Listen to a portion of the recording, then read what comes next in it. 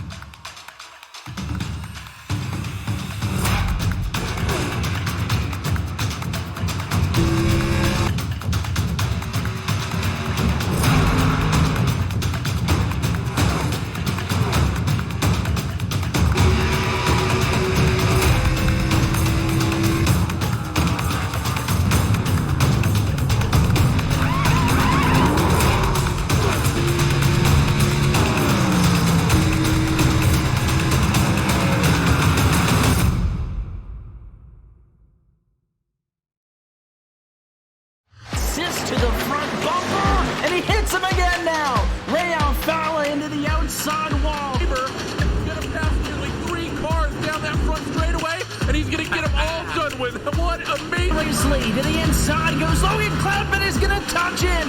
Pit press. What a save. Look to the outside as Cronkite goes off. De Jong into second place. Going for the switchback.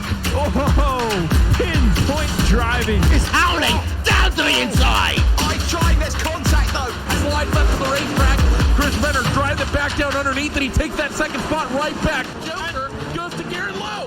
Garrett Lowe should take victory with all that contact. He's going to try and make the move around the outside the parabolica. That's not going to work, but he's going to try and get the cut back here. Get the run out the parabolica. That's beautifully done there. Michael Schumacher, there's a little bit of door banging as well.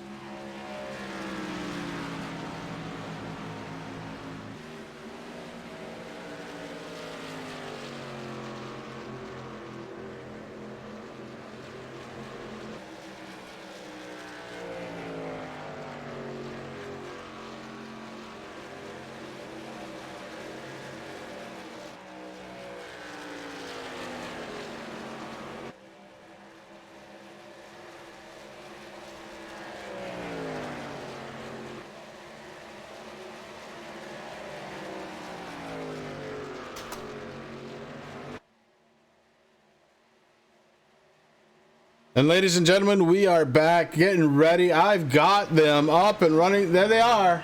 The new overlay is getting set. And man, oh man, this is going to be good. I can't wait to get this one going, Rick. I want to see speed. Oh man, we're definitely going to see that too. These guys just come out for a pit party right now, man. We got Brian McCray out there from Dr. Squatch Racing giving us a hello. Ask me how we're doing, man. Now, let me tell you now, we got some exciting things going on. We got the new overlays, man, which I'm excited about. And right before I came down here, Chris, I know you were complaining about how I was making the Goo Lounge smell a little, like, funky. So I made sure to take a shower tonight. I used my Dr. Squatch soap. If you guys haven't tried that yet, you have to do it. I actually just put on my TRJkarting.com t-shirt. I am ready for this, man. Daytona. Got 55 trucks out there, man. I got to give props out to that truck. It's so good to see that running here at Daytona. It's going to be fun. The Lakeview Lounge definitely smelling a little bit better. He stole it from the Hammond Hotel.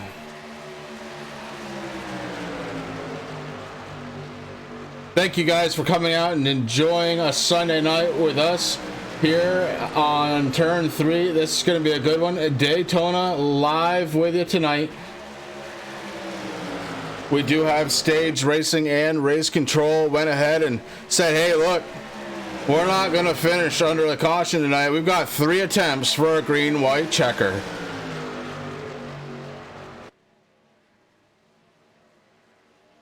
Can't wait to see how this goes down. Yeah, you're absolutely right, man. I mean, we're at Daytona, so we know the big one's going to happen at some point. I mean, it's almost impossible not to happen, Chris. These trucks are going to be side by side, door to door, all night long, running in packs. And this is going to be a real testament. I mean, I don't know about the rest of the country. It was really warm here in Vermont this weekend, so guys that might not have their air conditioner in, I mean, they might feel like they're actually in these trucks tonight, sitting in their sim rig. So that's going to be interesting. And listen, right now, practice all done. We're getting ready to qualify. 32 trucks getting set to do battle here at this 2.5-mile track in Florida. It is warm out there, but we're going to be going under the lights here just to make it a little exciting. Dalton Kilroe looks like he's coming out on track first. Derek Paulson, Mike Strugel also stepping out on track along with Mark Johansson. And guys, we have a lot of trucks out there tonight, so bear with us as we try and get it all situated. But we've got 9 minutes 20 seconds left of qualifying. We're gonna get it on.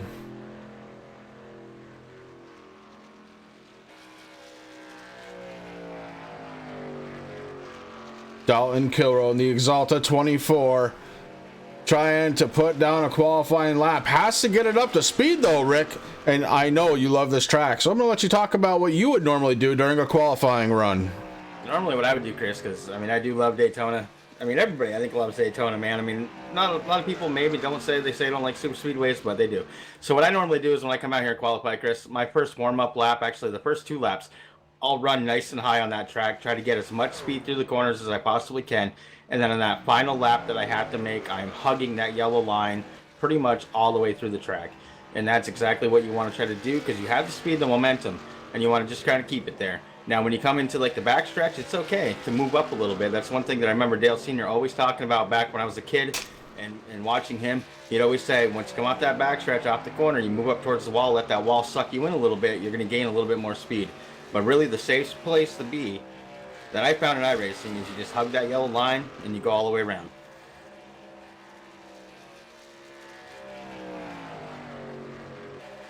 It's been said in chat and Race Control, just barely confirmed. Truck is very loose right now.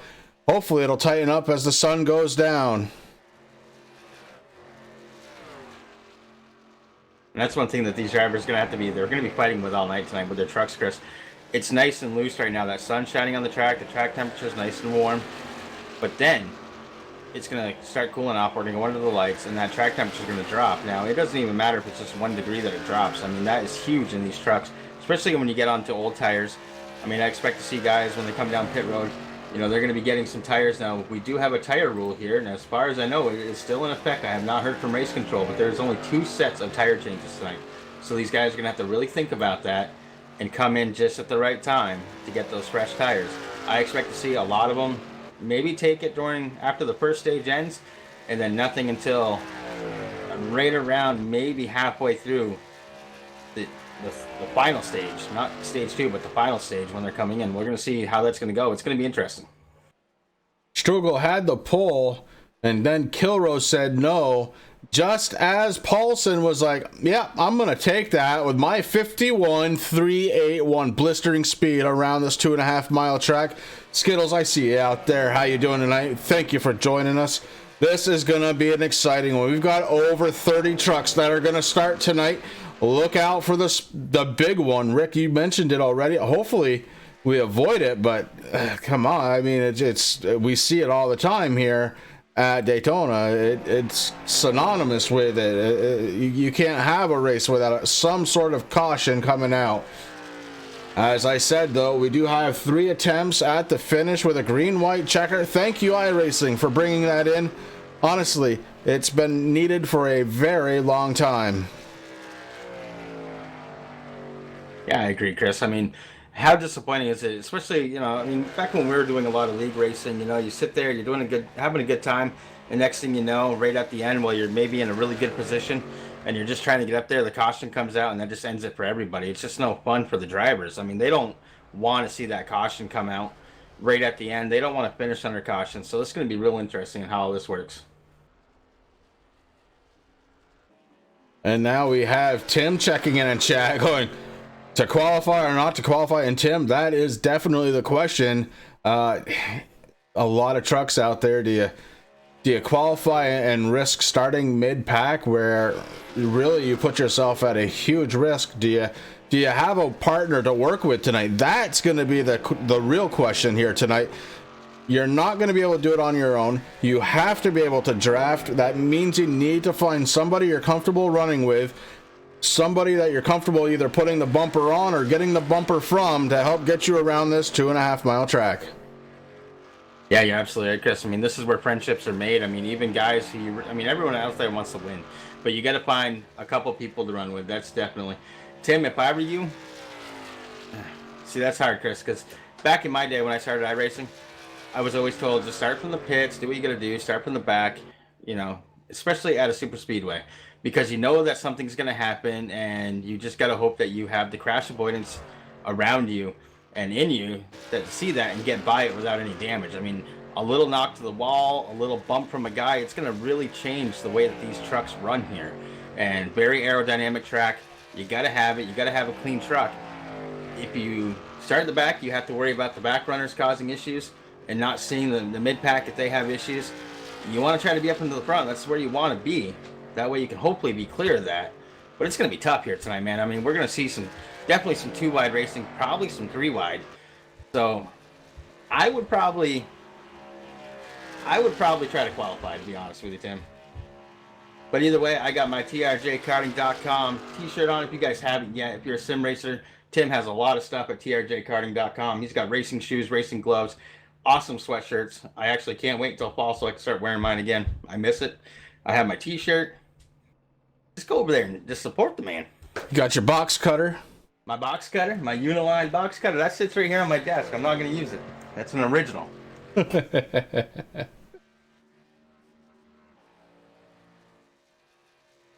On board the 35, Brian McRae, as he winds up his 35, going to try and qualify. About 3 minutes, 10 seconds left of qualifying, and, quite a few drivers have qualified, but almost the same number have held back. Speaking of, here comes Ian Habiak. It looks like he's taking your advice, Rick, so now it's on you.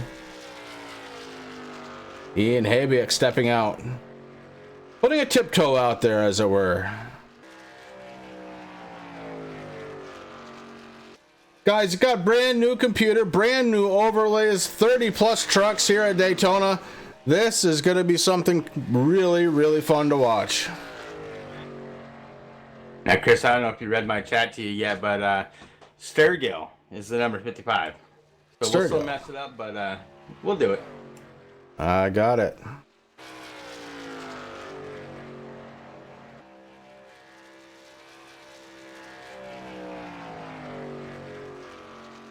Brian McRae, first lap of 52.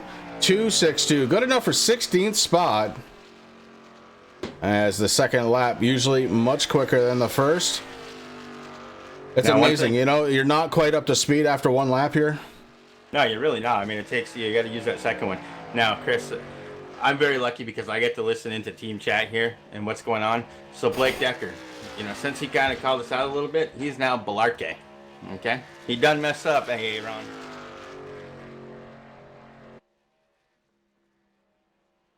Balarke. Brian McRae, excellent second lap, goes up to a 51.387, good for 5th spot. Ian Habiak out on track. Gonna see what that TRJ Toyota Tundra can do tonight.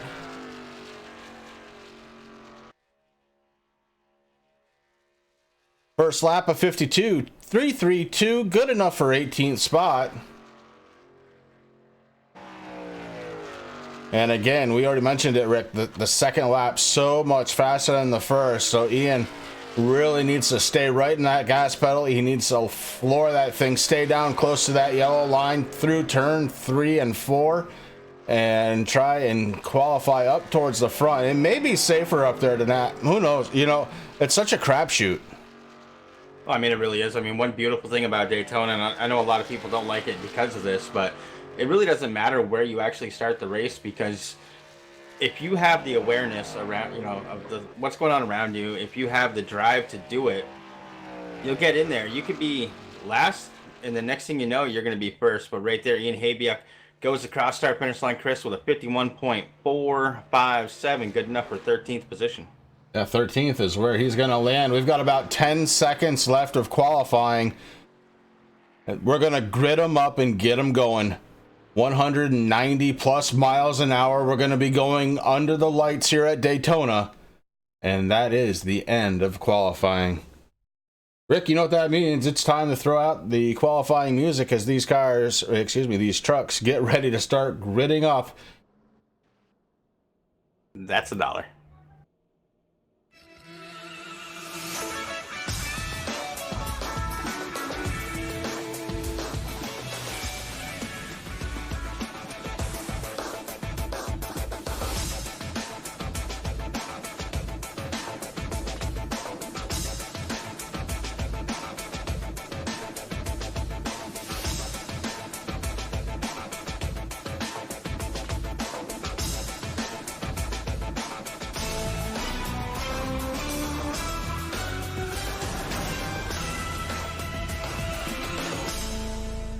Getting ready for some exciting super speedway action on the pole tonight. Chad Oxendine and his number 29. Haven't seen Chad in quite some time. He comes back, takes the pole. On his outside, it's going to be the number 92 of Blake Decker. Starting on the inside, second row, it's going to be the number 27 of Spencer Preet. Outside, second row, going to be Derek Paulson. Starting in 5th tonight, the number 35, that's Brian McRae. Starting 6th place tonight, on the outside, the number 43 of Travis Brown. Next row, on the inside, the number 58, that's Kyle Gilbert, and on his outside, it's going to be the 88 of Jamie Walker. Inside, next row, Rick, it's going to be the number 10 of Taylor the Butcher Benjamin, and on his outside, it's Dalton Kilrow and his number 24. And starting in 11th, Chris, in the 55 machine, that's going to be Michael Sturgill. Next to him is going to be Matt Sandberg, Grunberg in the 90. Then we got Ian Habiak starting that number 16, TRJkarting.com Toyota in 13th position. Mark Johansson in the 00 going to be starting in 14th. We got Corey Sherman in the 3 starting 15th. And Jaden Dallenberg going to be starting that number 18 machine in 16th position. Hank Caston in the 5 is going to be starting out in the next row in 17th position. Philip Walling in the 48 going to be starting 18th. We got Stephanie Merchant in the 53 going to be starting 19th. Next to him, series champion last year, the 77, Michael Cozy, starting out in 20th. We got Boyd Hogan in 51 machine starting 21st. Tyler Dugan in the 42 starting in 22nd. We got Ashton Slice in the 68 23rd. Nick Rose in the 41 going to be starting 24th. Jeff Hartline in the 97 25. Cameron Harris in that 20 machine going to be starting 26th. Chris Williams in the 13 going to be starting on the inside in position number 27. Next to him, Hunter King in the 28. We got Jonathan Cross in the 11 29th. Ty Morosco 30. Gary Price in the 02 31st. Next to him, Todd Hatcher in the 40 in 32nd position. And Marshall Newton in the 76 is bringing up the shotgun. 33 trucks getting set to do battle. Top speeds in the mid 190s. Grip so far is a bit of an issue. Chad Oxendine on the pole to the inside. The red Kenwood machine getting set to go. Pace car has to peel off. We'll be looking for the green flag very, very soon.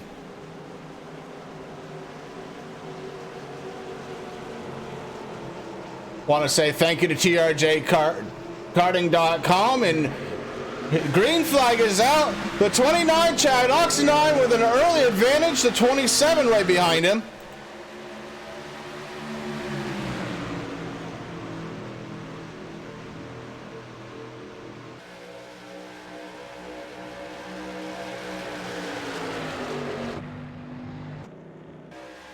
And already, Chris, we see that inside row starting to work together there. Got the 35, the 27, Spencer Preet. He goes on to the outside down.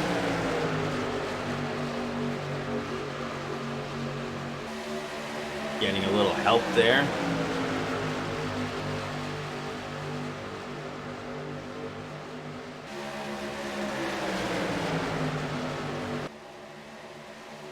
Race control calling up to the booth saying, hey guys, guess what? Slight mistake. We have unlimited green-white checkers to go tonight. Push the wrong button, and so this one will finish. And that's just going to be outstanding, Chris. I mean, these guys are driving 120 laps around here. It would be terrible to get to the final couple and then have a caution come out and not be able to finish that race under the checkered flag. So that's going to be great to see. Chad Oxendine has lost the lead. The 92 on the outside of Blake Decker trying to take advantage of the outside line. The 6 trying to get to the back bumper. Has to be careful where he's doing it though. On the outside, and then you got to be away from that bumper to the straightaways. Oh, 58 Kyle Gilbert stepped below the yellow line. He got it back under control and above that line back into the racing surface. And the leader is going to be Spencer Preet.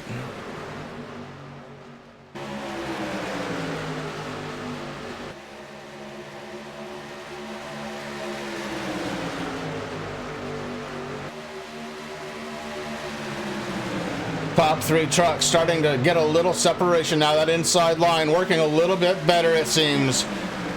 Here comes the 35, Brian McRae to the inside. Oh boy, we got the 43 and the 58 almost getting together. They do avoid one another though, but that allows a very long inside line. Outside line trying to reform. And that's going to be behind the 29 truck of Chad Oxendine. Oxendine up front would like to get back up toward the lead.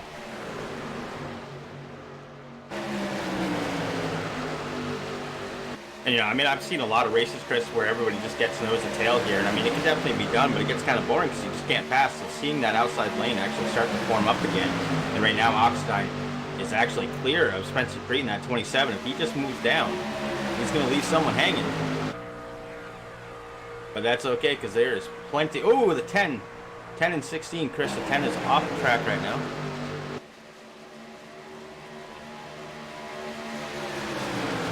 Still under the green. We keep going.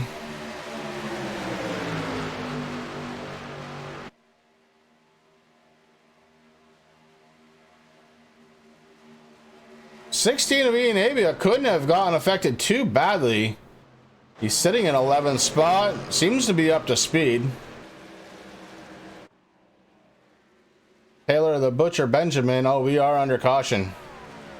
We are under caution, Chris, and I'm watching it here. So the 16 and 10 knocked up a little bit. The 5 went up. The 90 got into the 42 and then came down into the 10. All right. So we're going to go back a little bit, take a look at Tyler Dugan in the 42.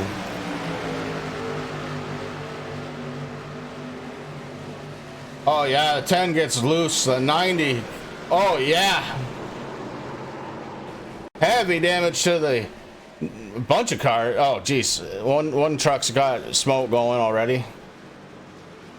It looks like that's a 90 Matt Sandberg.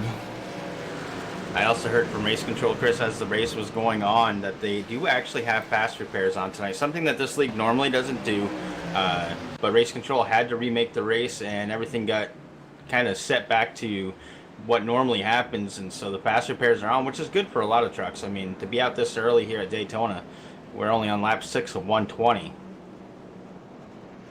So I expect to see some trucks coming down pit road using that fast repair.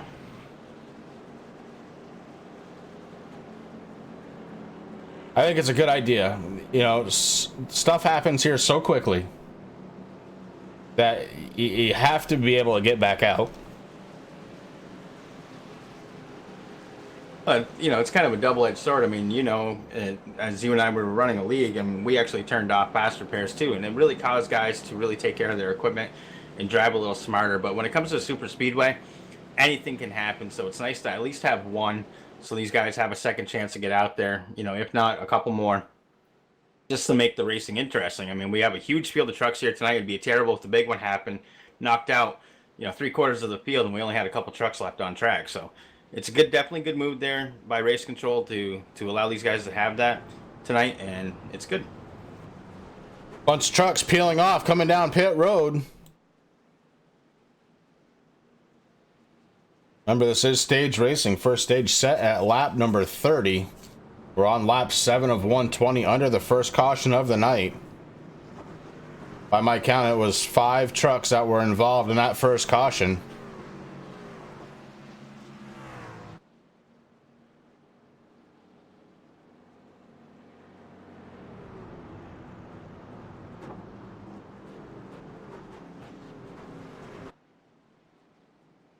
Looks like we may have a couple of blinking issues out there tonight, something to watch out for.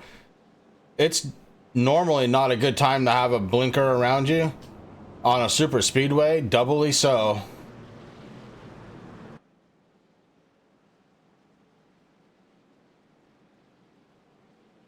Ladies and gentlemen, I hope you enjoy the new overlays that we're debuting here tonight on the Turn 3 Racing Network. Sure do hope that everybody's having a good end of their weekend. We're getting ready to start the week strong here with the Blazing Pedals, courtesy of trjkarting.com. If you haven't done it yet, please go to www.trjkarting.com for all of your karting needs.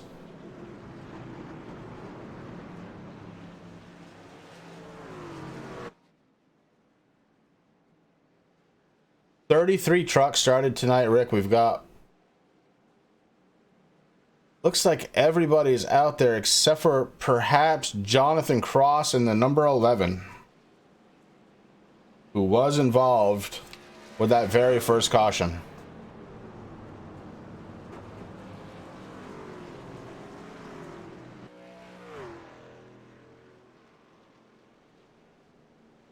Even more big news coming at us this weekend. Fellow commentator and awesome voice extraordinaire Roger Muth and his wife, now the proud parents of a bouncing baby boy. What a wonderful thing that is. Yeah, so excited for Roger. It's his first one him and his wife have had.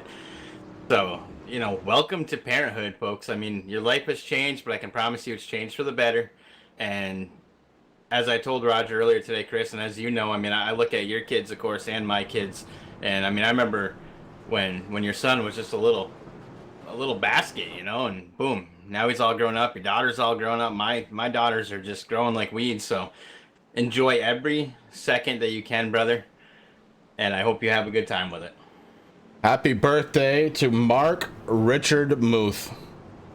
And congratulations to the Muth family. What an awesome thing. And what an awesome middle name. That's all I'm going to say. I mean, I paid big money to have that happen, but, you know, thanks, Roger. Hopefully you're getting some food and you're getting some rest. Yeah, Roger texted us last night at about a little after 12 o'clock Eastern time on the way to the hospital. So definitely it was a long night for him. What a great thing, though. I don't want to go back and do it again, but boy, it's great, and it definitely brings back some memories. Oh, it definitely does. And what an awesome time to be born to, Chris. It was 4:44 a.m. That is one lucky child. Not only because Roger and Mom, he's got good parents, but that just says something. He's going to go far. I can see it. And one day, maybe he'll join us in the booth, buddy. Perhaps, you'll never know. Pace car lights are off. Rick trucks are starting to line them up 2 by 2 once again. This time we've got fuel in the tanks again. Lap number 9. We had pit stops, but remember, because of limited tires tonight, I don't believe anybody came down and took them. I'll check out some of the race. Yeah, nobody took tires this time, but I didn't think so. Pretty early on in this race. Still have 21 laps before the very first scheduled caution for stage number 1.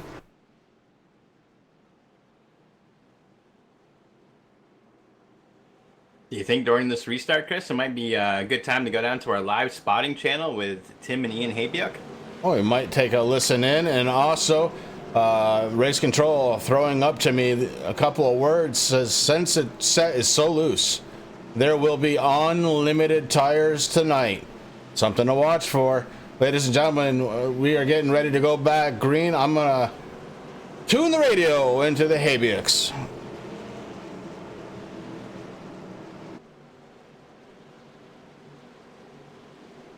All right. Well, hopefully we get that confusion out of the way and we'll be good with what we're doing. All right, pace cars in. Green, green, green, green, green. All right, you got one to the inside. One inside. Inside off your bumper. Inside. iRacing, for whatever reason, he's only showing me limited vehicles behind you guys, even though you got a lot more in your rearview mirror. Okay? So we'll just work with what I can see on track. So you got one to your inside, you're clear to the bottom. Clear to the bottom. You got 1-6 behind you on the inside. Check up. All right, keep going. Had somebody drop out of line there. Check up, check up, check up, check up, check up. Brake, brake, brake, brake, brake, brake, brake, brake, brake, brake, brake, brake.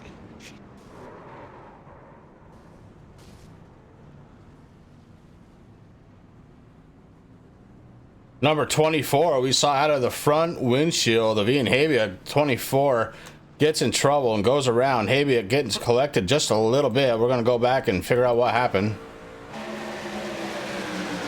24 working the outside line. He's got the 97. Oh, the 35 and Chad Oxon and the 29 get together.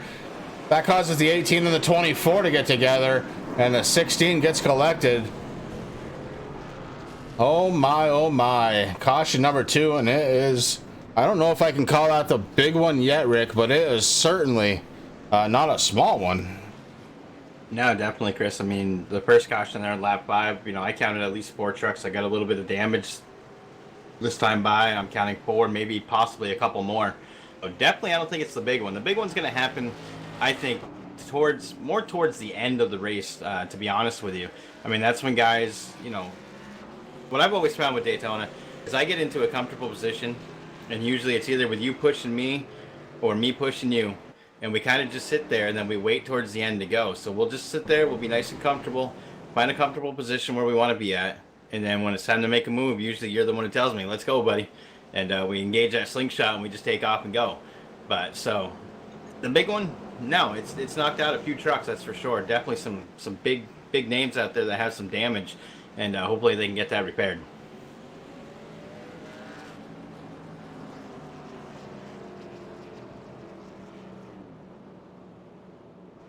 We're going to take a quick commercial break. We're going to be right back.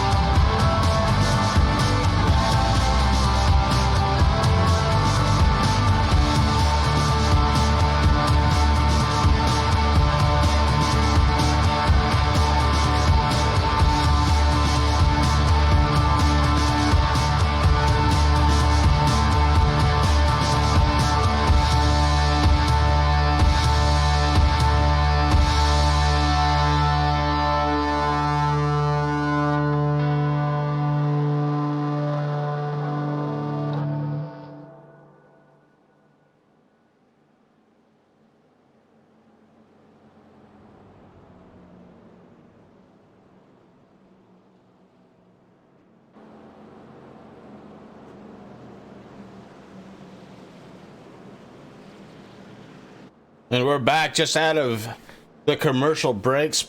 Again, thank you, trjkarting.com. Definitely this league and we here at Turn 3 Racing Network in a better position because of your generosity. And we won't soon forget it. Guys, we're going to start taking a look at some of these trucks here tonight. I want to take a look at Marshall Newton. Normally he is in the 76 truck, and, well, he's taking a little bit of advantage tonight. Throws a couple of extra numbers on there. He's driving the red, white, and blue 1776 tonight. I liked what he did there. Very, very cool. And, hey, patriotic. Yeah, we'll take that.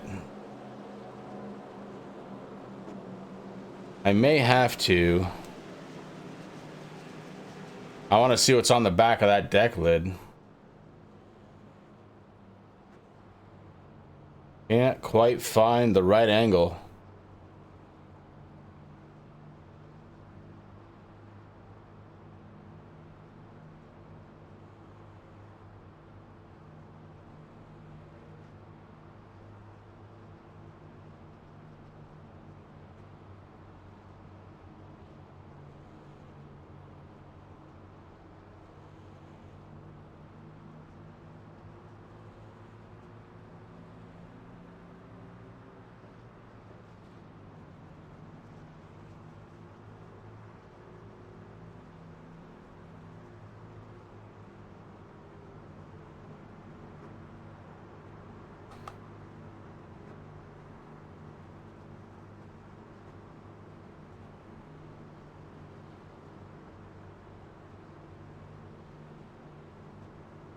On board the 1776, or rather just behind, getting ready to go back to the green flag. Race control has been a little busy tonight, for sure, but it's okay.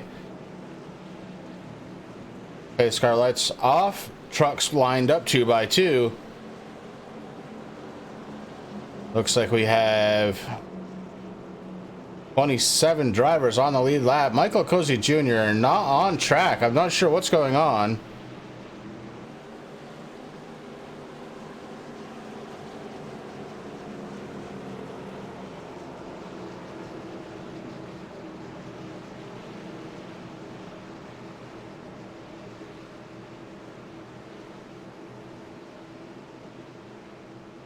The 92, your race leader, Blake Decker. Ashton Schleiss in the 68 going to be on the outside. Derek Paulson running third in the 6.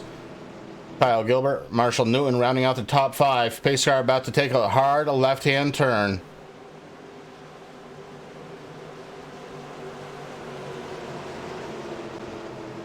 Pace car peels off. We're getting ready to go back to the green flag. Blake Decker takes the green, hits that throttle hard, and he is gone.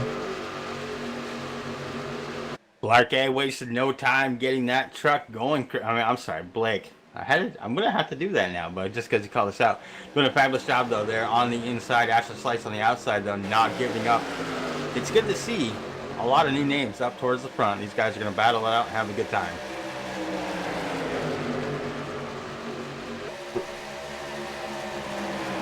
Ladies and gentlemen, Race Control just talked to me about potentially restarting the server. He's telling me there's just way too many things wrong with the server, including the setup. It's not handling right, and it's causing a bunch of issues for a lot of drivers. He says it's going to take us about 10 minutes to get it back going. I'm assuming we're going to have to requalify the trucks. I'm assuming a lot of things at this point. But based on what I'm seeing out here, I think he would be absolutely right to do it. So Rick, we work as a team. I'm okay with it. I want to see the best racing we can get here on turn 3. If you're okay with it, I'm okay with it. Oh, definitely, man. I mean, looking at these trucks, I mean, myself, I personally like a loose race car, and there goes the number. I think that was there's a bunch of trucks that just went up there. Yeah. I think it's right. If these guys have practiced all week with a certain setup, and that didn't get put into the system, it's time to, it's unfair to the drivers, especially the ones that put in all that time. I mean, look, we just saw it. I mean, cars flipping around midair. I mean, this one is gonna have to be restarted, and I'm okay with it. Like I said, I came here wanting to see a great Daytona race, and right now we're not getting that. I believe Race Control is probably talking to the drivers, right? Oh yeah, he's talking to them. So they're going to have a little bit of fun as the server starts winding down. Ladies and gentlemen, don't go away. We're going to stay here live. Probably run a couple of commercials, throw some music your way. Hey, we could even do some, I don't know, Q&A in the chat. There's plenty of people out there, and I appreciate that, guys. Thank you so much for coming out tonight. Harry Foster checking in. He's wet and muddy again. He's always wet and muddy. I don't understand this guy, but hey. Yeah, we're going to step away, and we'll be back in about, I'm going to go with 15 minutes, and we're just going to step away. Rick and I may be talking once in a while. You may hear us, but for the most part, we'll be muted. We'll just throw the music on for you, and we'll be back. Now, one thing, Terry, I'm glad that you actually checked out. We missed you out here on track, buddy, but if you're wet and muddy, let me tell you, head on over to Dr. Squatch, okay? Get yourself some pine tar soap. Okay, it's one of my favorites, by the way. I use that tonight. And use SESRA 15 to save 15% off your first order. All right, ladies and gentlemen, we're going to be back because, well, Rick just has to. He just has to. Anyways, Mark's going to shut down this server. He's going to pop up another one. And meanwhile, we're going to try and keep you guys occupied right here on the Turn 3 Racing Network.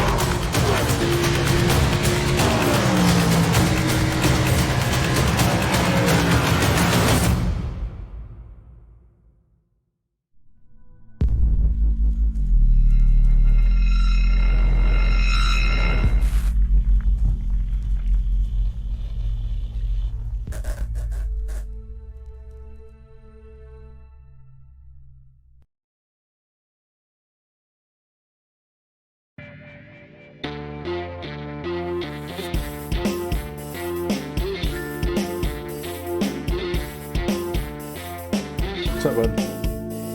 Huh? You should have gone to bed like a long time ago. An hour ago I told you to get ready, yeah?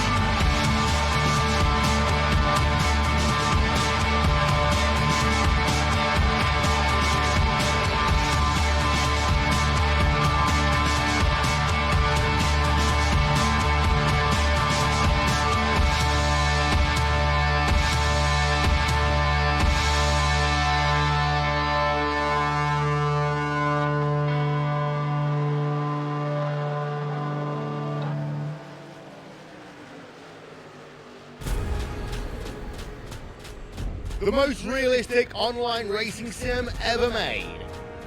This is iRacing.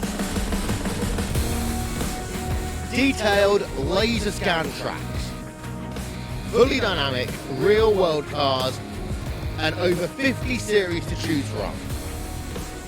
6 online world championships offering over $100,000 in annual prizes. This is the original esport racing game. This is iRacing.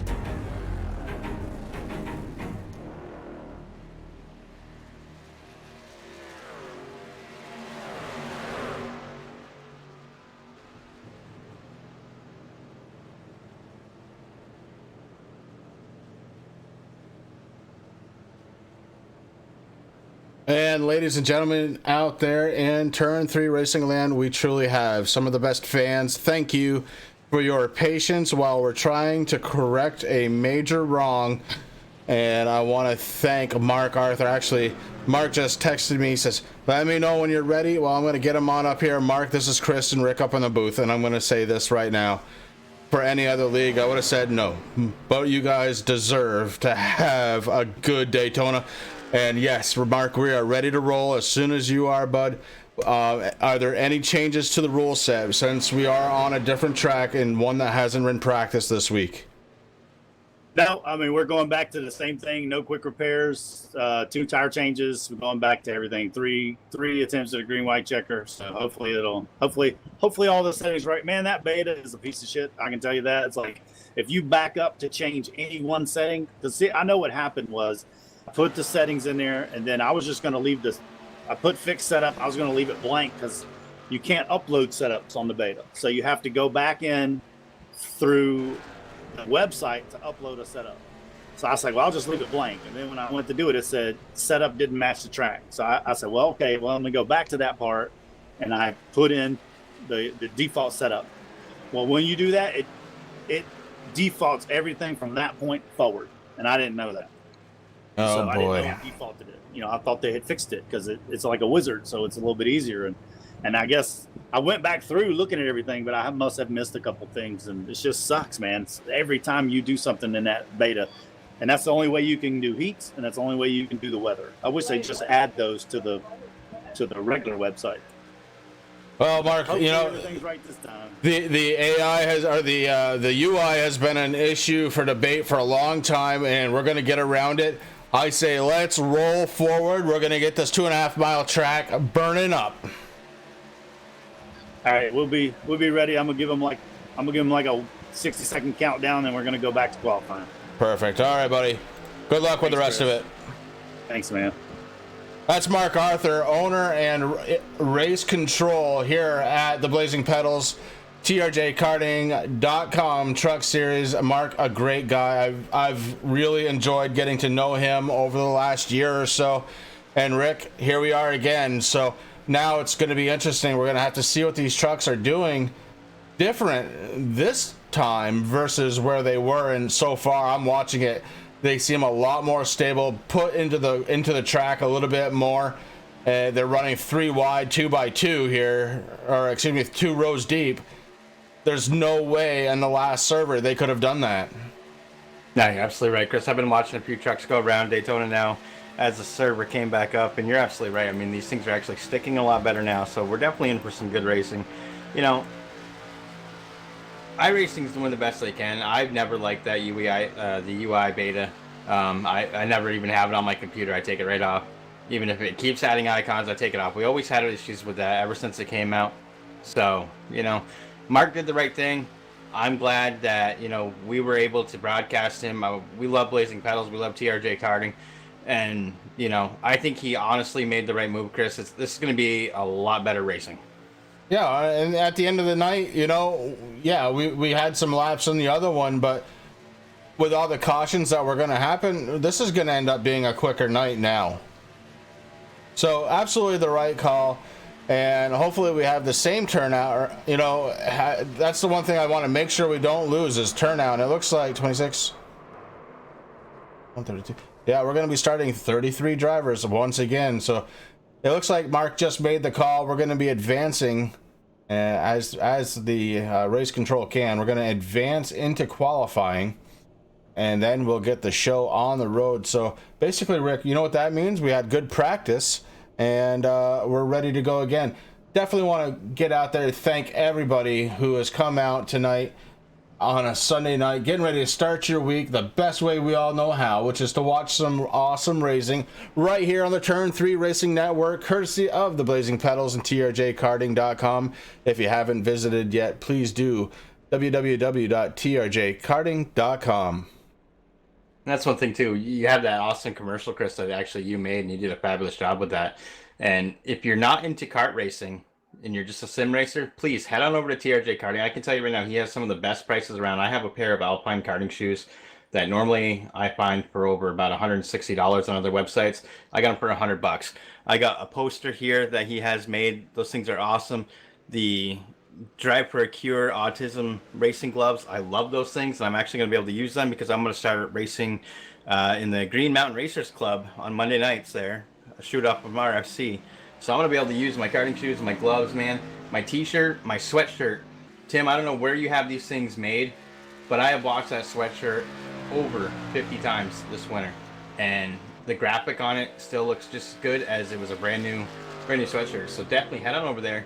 Even if you're a sim racer, pick yourself up some gloves, which also it works for a lot of wheels, man. A lot of wheel manufacturers for sim racing actually are not required, but they do ask you to use gloves because it actually helps the grips and everything from wearing down on your wheel. So you definitely want to have those. And those Alpine karting shoes, man, I love them. I wish I could wear them every day. I mean, I might buy another pair just to do that.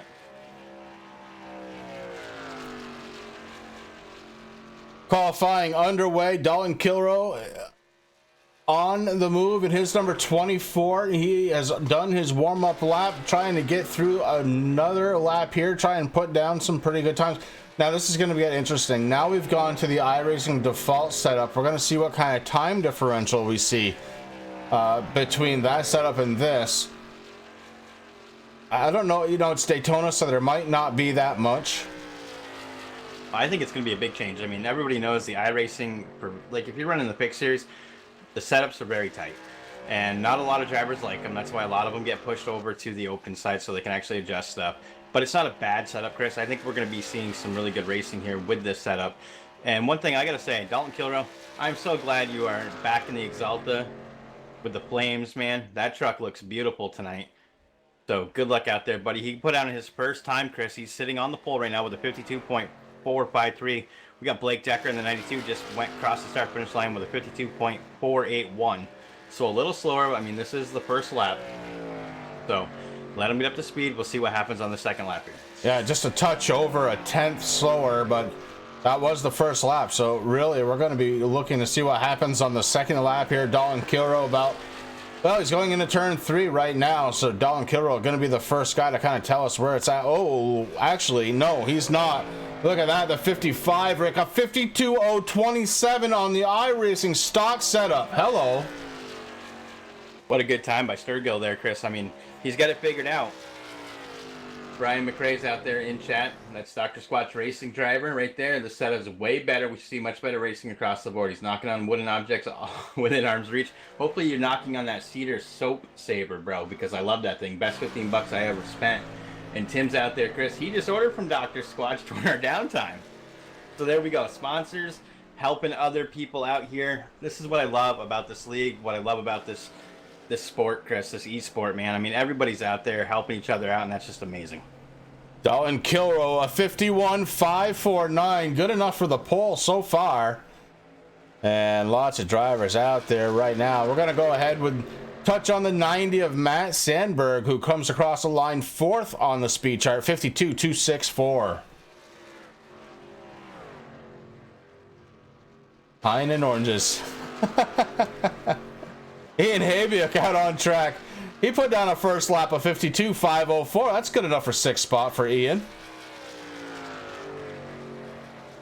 Now, Tim, just be careful, because if you watch the commercial, which is one of the reasons why I actually fell in love with Dr. Squatch, not only because of Brian McRae, and I promised that if he got into a top 5, I'd do a subscription. Even though he didn't do it, I still felt bad. I was a man of my word. I ordered my soap.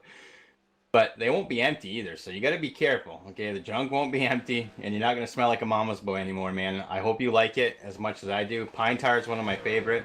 I also have the Bay Rum, which is fabulous, and I got a couple other ones too I haven't tried yet, but you'll be happy. Spencer Preet in the 27 looking to try and get it done. A 52.480 on his first lap as he's flying down the backstretch. Gonna sail it into turns 3 and 4, come back around and try and finish up his lap. Dalton Kilrow in the 24 still hanging on to the front row. 51.549, a very impressive speed. And Spencer Preet crosses the start finish line, waiting for it. Spencer Preet up to second spot at 51.569. Good time out of Spencer. That was a good time, Chris, and that was a trick that I really didn't want to say earlier in the broadcast there in the other server, okay? And when you asked me about how to get around the track, Spencer Preet did something that I learned a while ago when I was doing the Daytona 500 and I wanted to get a qualifying. He actually went down below the apron, okay, the yellow line, to go across start-finish line. You pick up a little bit of speed there. And it wasn't quite enough, but it's pretty close to Dalton Kilrow right now. Dalton Kilrow still holding on to that pole right now with a 51.549. So what an outstanding lap there. And Kilrow did exactly what I normally do. I just hug that yellow line all the way around and boom. On board the beautiful number 5 here as Hank Caston has a 51.668. Good enough for 8th on the speed charts. We're going on board the pole sitter from from the race that wasn't. Chad Oxendine, his first lap at 52.476. And that's one thing that we actually didn't touch on, Chris. There's a lot of new drivers out here tonight, too. Chad Oxendine, one of those guys. I mean, we know Chad. We've raced with him. He's been missing the last couple of weeks. It's only the 3rd race in the season so far, so it's good to see him back out and tracking that number 29. 29 coming back to race the 88 of Jamie Walker. This is his first race of the season. Certainly no stranger to the league, but just haven't seen him here so far this season. Oxendine with a good second lap puts him up to 6th spot. 51.600. Jaden Dahlberg out there in the number 36. The nice thing about this, Rick, I guess, is, we're going to be able to look at some of these trucks, some of them for the first time. We didn't get a chance to go around them all last time by, but Jaden Dahlberg, he's got a 52.223 for his 36 truck. Good enough for 13th. Brings it down to a 51.809, hanging on to that 13th spot so far.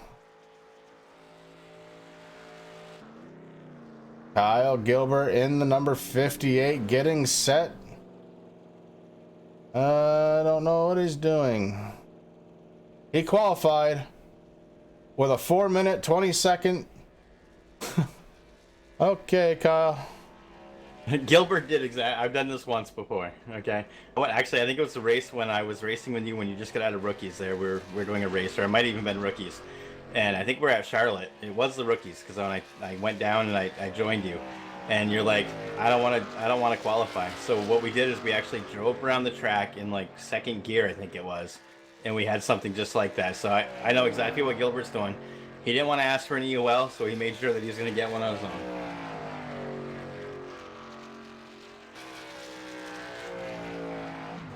Hamburgers on the grill, turn 3, and oh yeah, Bud Light. What you need is a nice 12-ounce Pabst Blue Ribbon Extra, 6.5% alcohol volume. You're going to be good, buddy. Corey Sherman gonna test the waters with his big toe, bringing a 3 out, ready to qualify. We've got just over a minute left to go of qualifying, and I don't know if he's gonna have enough time to complete a lap, maybe just one.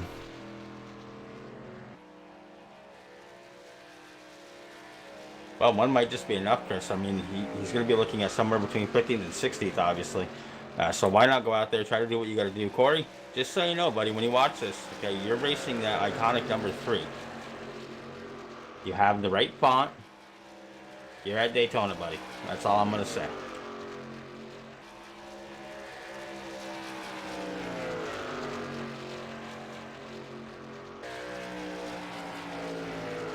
Okay, yes, you guys usually don't give EOLs. But that's exactly what Gilbert, he knew. So he wanted to be down towards the back of the pack. Nothing wrong with that. I mean, we're at Daytona. And Chris, you and I know, it doesn't matter where we start at Daytona, you always have time to get up towards the front, especially if you have people to work with. And that's exactly, I think, what Gilbert's trying to think to do. We haven't seen Michael Cozy Jr. out there. We know him and Gilbert work together a lot. So probably trying to think of, hey, maybe we can get tied up together early and then work our way through. 3 seconds left on the clock, down to 0 now as qualifying has come to an end. And I'm having a case of deja vu, Rick, but we're going to do it anyway. Gridding music coming right up.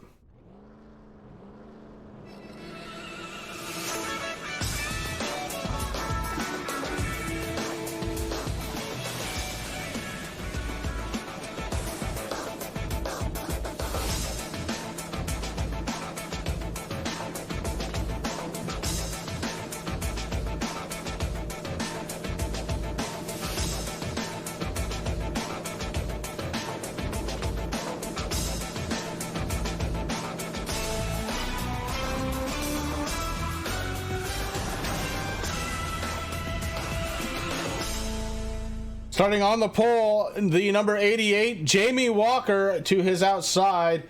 In the number 24, it is going to be Dalton Kilroe. Starting in third spot, his number 27, it's going to be Spencer Preet on his outside. It's Taylor, the Butcher Benjamin.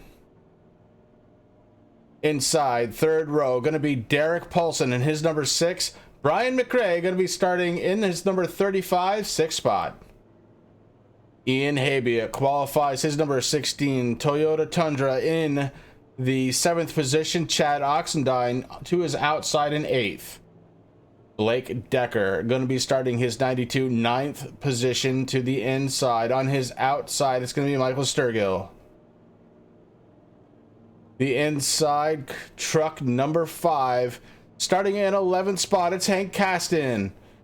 Matt Sandberg going to be starting on the outside in his number 90 in 12th position. Philip Whalen going to be starting 13th in his number 48, with Mark Johansson going to be starting 14th in the 00. In 15th position, Rick, it's going to be Jaden Dahlberg in his number 36. Kyle Gilbert going to be starting this one in 16th position. And starting in 17th, Chris, in the number 53 truck, Toyota, it's going to be Seth DeMerchant. Next to him on the outside is going to be the 77 and last season's champion, Michael Cozy Jr. in 18th. Then we got Boyd Hogan in the 51, going to be starting 19th. Travis Brown qualified that 43 machine in 20th position. On inside in the next row, Tyler Dugan in the number 42, 21st. Ashton Slice in that 68 qualified 22nd. We got Nick Rhodes in the 41, 23rd. Jeff Hartline in 24th. We got the 8 of Cameron Harris starting 25th. On his outside, Chris Williams in the number 13. We got Hunter King in the 38 starting 27th. On the outside of him is the number 3 of Corey Sherman. We got Jonathan Cross in 29th position in that 11 machine. Ty Morosco in the 1 going to be starting 30th.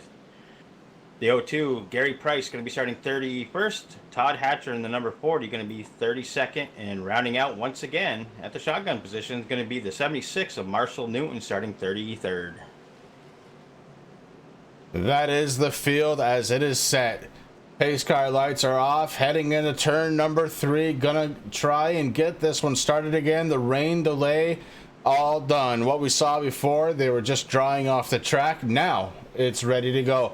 Under the lights here from Daytona International Speedway, Florida. Ladies and gentlemen, happy Sunday night as we get ready to go green.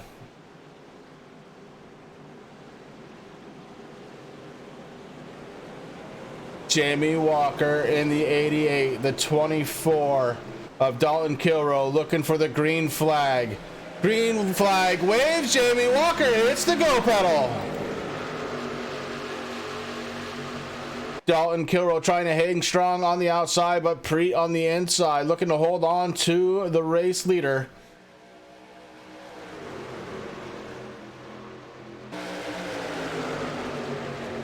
Jamie Walker in that very fast 88, holding on to the lead. He's got Spencer Preet and Derek Paulson right behind him. The 24, Dalton Kilrow sneaking in. Then it is Ian Habia cracking into the top 5 early for Ian is the 16. 16 has the 92 Blake Decker to the outside. They may be forming up on the outside. Then 29 Chad Oxendine looking to get there. Here comes the 5 of Hank Casson down to the inside. So far the inside seems to have a little bit more speed. We'll see if we can get a couple more trucks up there and even it out. The 10 car or truck, rather, of Taylor the Butcher Benjamin moves up top and brings with him the 35 McRae. McRae into the wall, hits the 55, and we stay somehow under green so far. 35, heavy damage, smoke coming out of the back of him. Brian McRae hit that wall, crushed the backside of it. He's got smoke everybody's trying to avoid. Back up front, it is Dalton Kilrow and Blake Decker for the lead. The 27, Spencer Preet, there in third. Derek Paulson holding on to fourth, and here comes the 16 on the inside. Chad Oxendine trying to do it by himself on the outside. Won't work. The 24 steps out, maybe trying to look for a little help. If he and Oxendine can get together, they're bringing a couple more with them.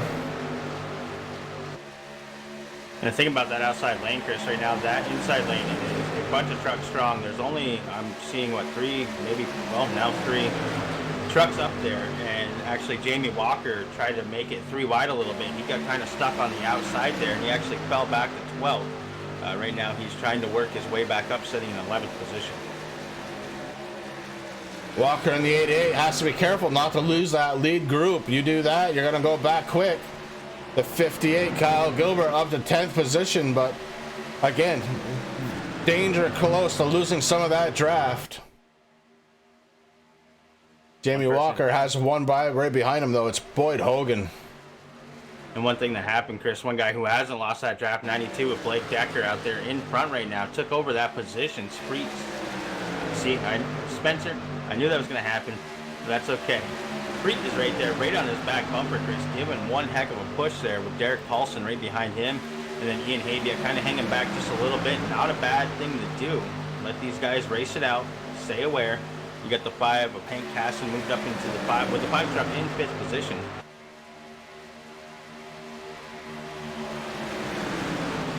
As you see, it looks like Jamie Walker actually lost the draft a little bit, Chris. He's working there hard with Kyle Gilbert. Kyle Gilbert looking to get around him.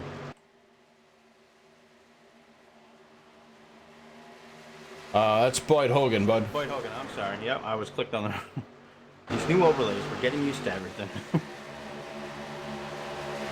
Lining up 2 by 2. Preet on the outside to the lead. Derek Paulson going with him in the 6. We're going 3 wide. The 92 trying to be on the inside. Preet and Paulson pulled down. They have room. That's going to send the 92 Blake Decker back into 5th spot. The 29 Chad Oxendine working with Kyle Gilbert in the 58 topside. Outside lane trying to find that all-important momentum. If they can, they may have enough to get around. Spencer Preet in the lead right now in the 27 with Derek Paulson really starting to pull it in.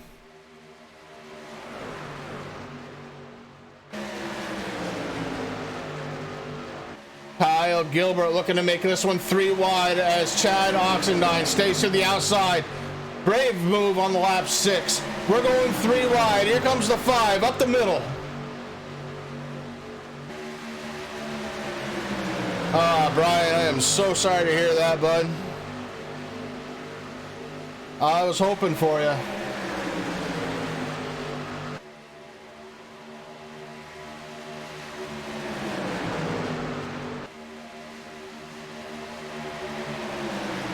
second line starting to form up just a little bit better now. We've got Derek Paulson that goes down below the yellow line. That may jam him up a little bit. Ian Habia looks to the middle, falls back in line.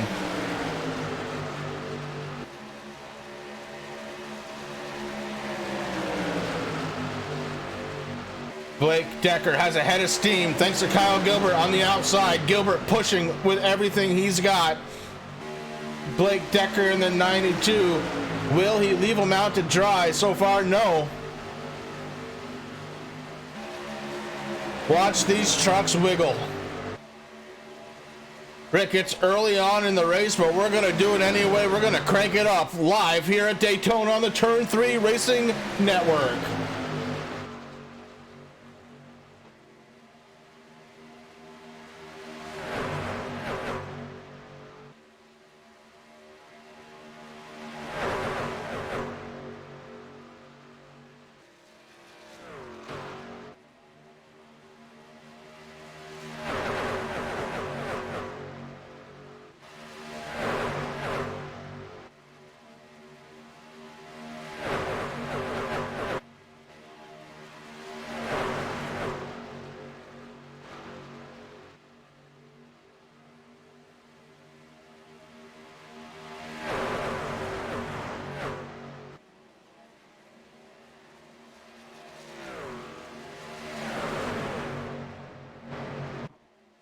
A couple of groups have definitely started to form out there, Rick. Group number 1 consisting of the number 92 of Blake Decker, the 27 Spencer Preet. Those two battling it out. Here comes a 00. He's a slow truck. They're going to split the difference. Holy cow, the 00 stuck in the middle. Everybody going around.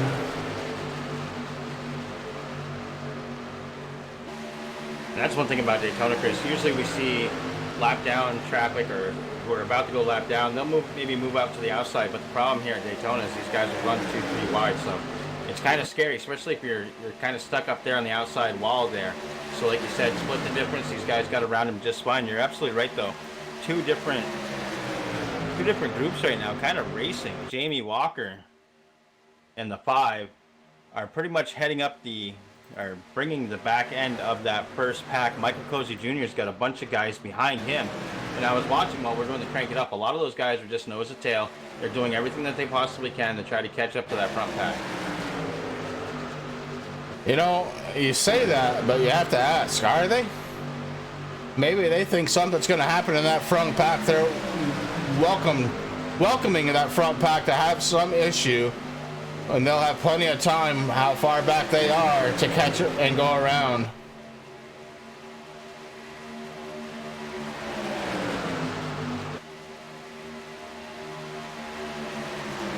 All right, Chris, there we go. Great minds.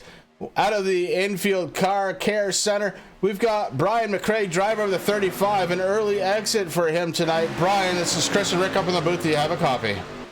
How's it going, boys? Can y'all get me? Oh, yeah, we got you, bud. Listen, man, early exit, not what you wanted, I know. But you were out there a little bit, so maybe you can tell me exactly, in your words, what is the difference between this setup and the previous? Oh, this setup is miles more better. I think it was just a combination of a bunch of stuff. The practice session we started in at first was during the day. The set, I think Mark had done the set maybe for the old track we were running, the new one, the new build. There's just a lot of different factors. And then I think there were some other things that just, but the set itself was super slick. I mean, you couldn't even go side by side without the tail end whipping around on you. So what we're running now is just the stock iRacing set. So it's just like running a regular, official race at Daytona with the trucks. It's way better. It's also night, track's a little cooler. So we were hooked up, and you can see the cars are a lot more stable. So we were just, like I said, just getting up speed. So, but it felt 100% better. Right on, but I'm sorry, I'm kind of, that's getting a little, we have a caution on track, and I completely missed it. I was listening to what you were saying. Rick, you didn't happen to catch that, did you? Checking back, Chris, I see the 53 going the wrong way right now, tied in with the 11.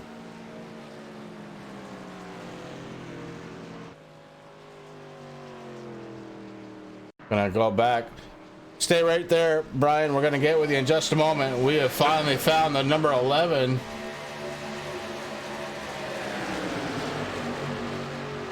And it looks like the 11 was setting himself up through the tri-oval nicely.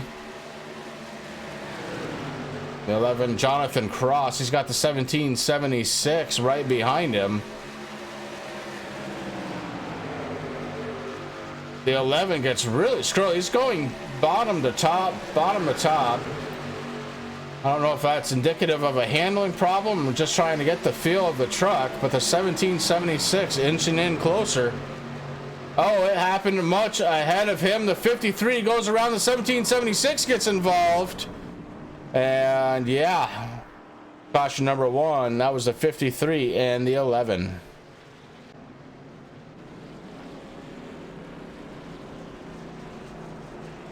So Brian, now that the night is done, you're going to hang out and watch the rest of it with us?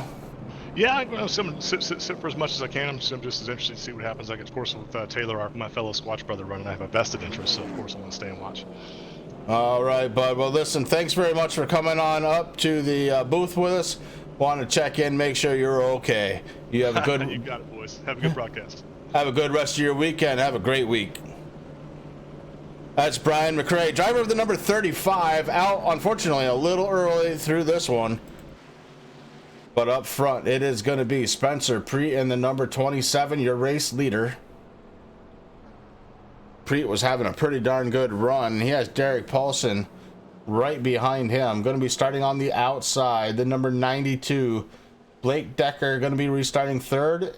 And Ian Habiak going to be fourth spot. For some reason, my scoring is showing the number 11 as the race leader. We know that's not true. I'm sure that'll be fixed very quickly.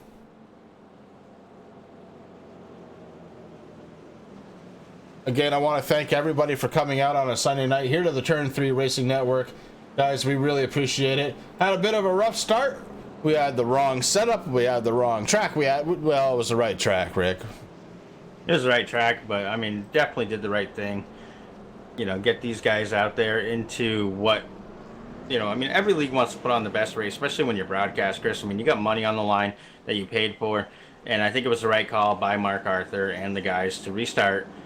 You know, it's Daytona. You know, I feel really bad for Brian in the 35. He, you know, I know he's a good racer, but it's Daytona. You just never know what's going to happen. I mean, your truck gets a little loose. You know, somebody might not hear that they're spotter. I mean, iRacing spotter is terrible. I mean, one cool thing that we have here with Blazing Pedals is the trjkarting.com live spotting channel. So I'm sure we'll be able to listen in. We did a little bit on the last one, and good times. Drivers are trying to get ready to go here.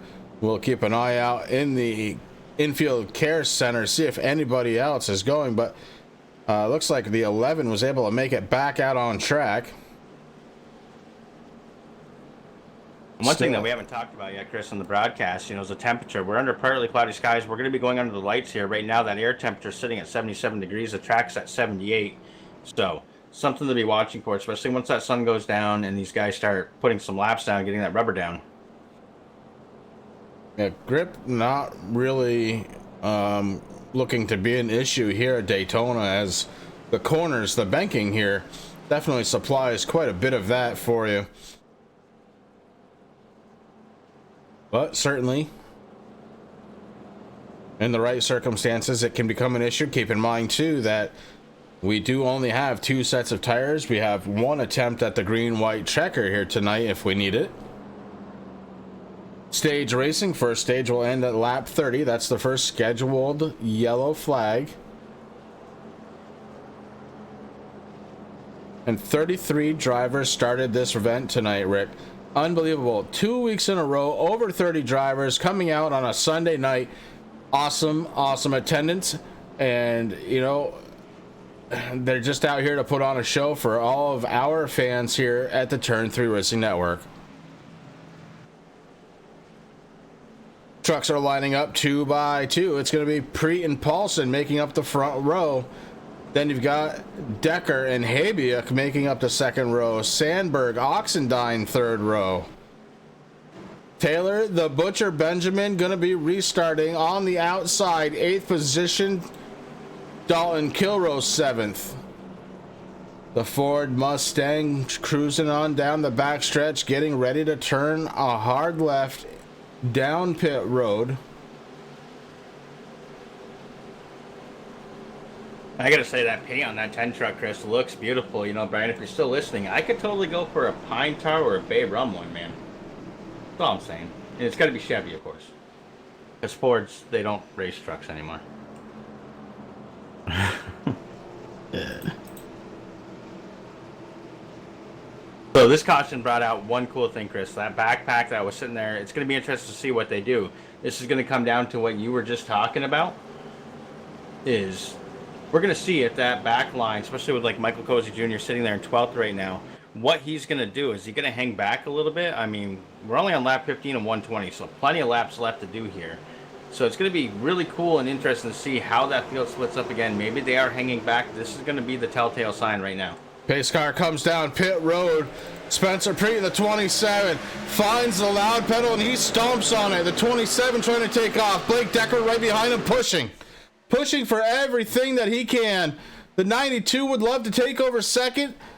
Derek Paulson in the outside trying to defend, and he's doing it a little bit by himself. Ian Habiak a little bit slow to get going in his number 16. He's got Chad Oxendine right behind him on the inside. It's the 90 of Matt Sandberg.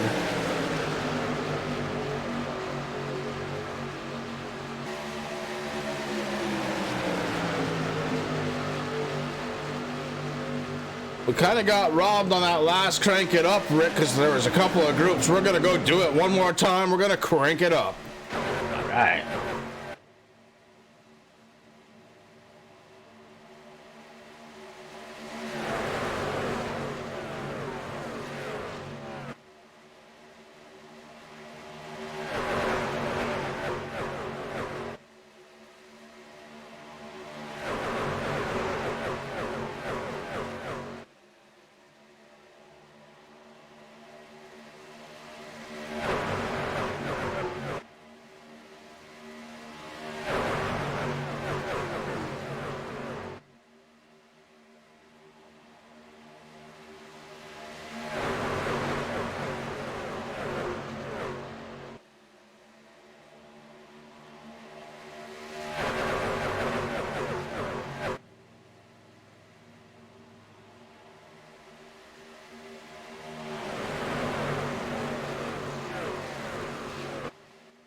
And honestly, I could watch the whole race just like that. Ladies and gentlemen, you have Derek Paulson as your race leader. He's got the 27 of Spencer Preet right behind him.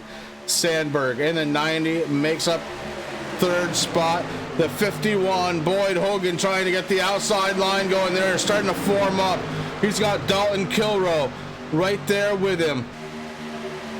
Along with the 92, that's Blake Decker. Kilrow gets a little loose.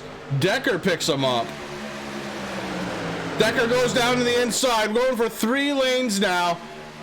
Spencer Preet moves up to pick him up. Spencer Preet looking to make it back to the front. The 24 hung out to dry. Dalton Kilrow going backwards. Ashton Slice making its way through. Oh, Chad Axline, close that door. We got 24 into the wall, Chris. He's going to lose a lot of momentum there. Continue to head backwards. That is unfortunate when you get stuck out there on the outside there. But that's Daytona. That's part of what these guys do. They know that if they can leave a truck hanging out there by himself, he's just going to go backwards. Right now, Ashton Slice, the only one up there at the top. He's got the one just a little ways behind, and the 58 also, Kyle Gilbert there. But right now, no help. Ashton Slice going to be falling back there a little bit to catch up with the one. And he moves into the inside. That leaves Ty Morosco and the 58 of Kyle Gilbert to the outside. And they're going to try and get ahead of steam. They got the 10. Taylor the Butcher Benjamin trying to get to the back bumper and make it a 3-car run. Closer to the front, you've got the 92 of Blake Decker and the 6 of Derek Paulson. They're trying to form the outside line. Ashton Slice moves up with them. Slice moves up. That's going to allow Ty Morosco and Kyle Gilbert to try and catch the back bumper. On the inside, though, the 90 of Matt Sandberg trying to get there. 58 comes down in front of the 90.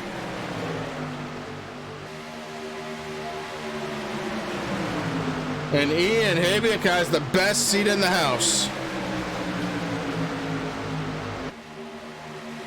We go out the front windshield of Ian Habiak after 21 laps. Look how dirty that windshield is.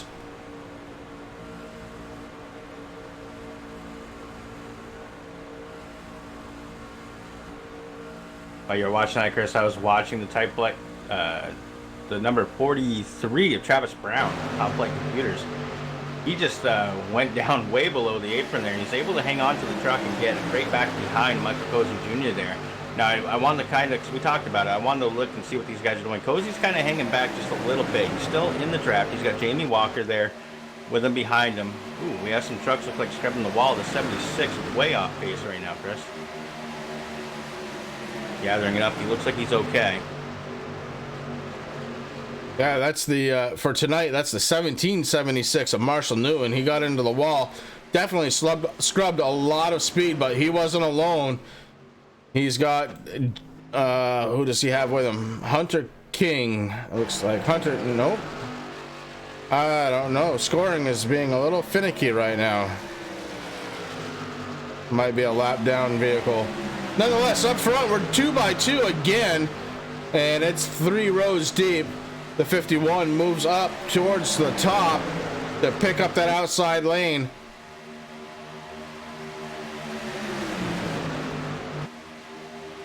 When you do that, any gap that's there starts to fill in. Ooh, Blake Decker. Oh boy, Decker going for a little ride, trying to hold on to it as Decker. So dangerous to make that transition. He does. Got a little bumped a little too hard there, and it just kind of sent that trucker, well, not around, but it threw him off where he wanted to be, Chris. But he did a fabulous job there. Let me tell you, that is tough to do at Daytona, especially with these trucks, to get back on where he got on. But he did a fabulous job. He's going to pick it up behind the number 42 machine and try to work his way back up through. But that's quite unfortunate. Blake Decker was pretty much leading the race there, back down to 21st machine, trying to work with Tyler Dugan and get back up to his back bumper. New race leader, it's going to be Ashton Slice, and his number 68 was able to get a bumper on Spencer Preet to the inside. Preet now battling back. He's got the 29 of Chad Oxendine trying to help him out. Preet blinks. And that gets scary, man. When you start seeing trucks blinking, I saw there the 58 Kyle Gilbert also blinking there a little bit.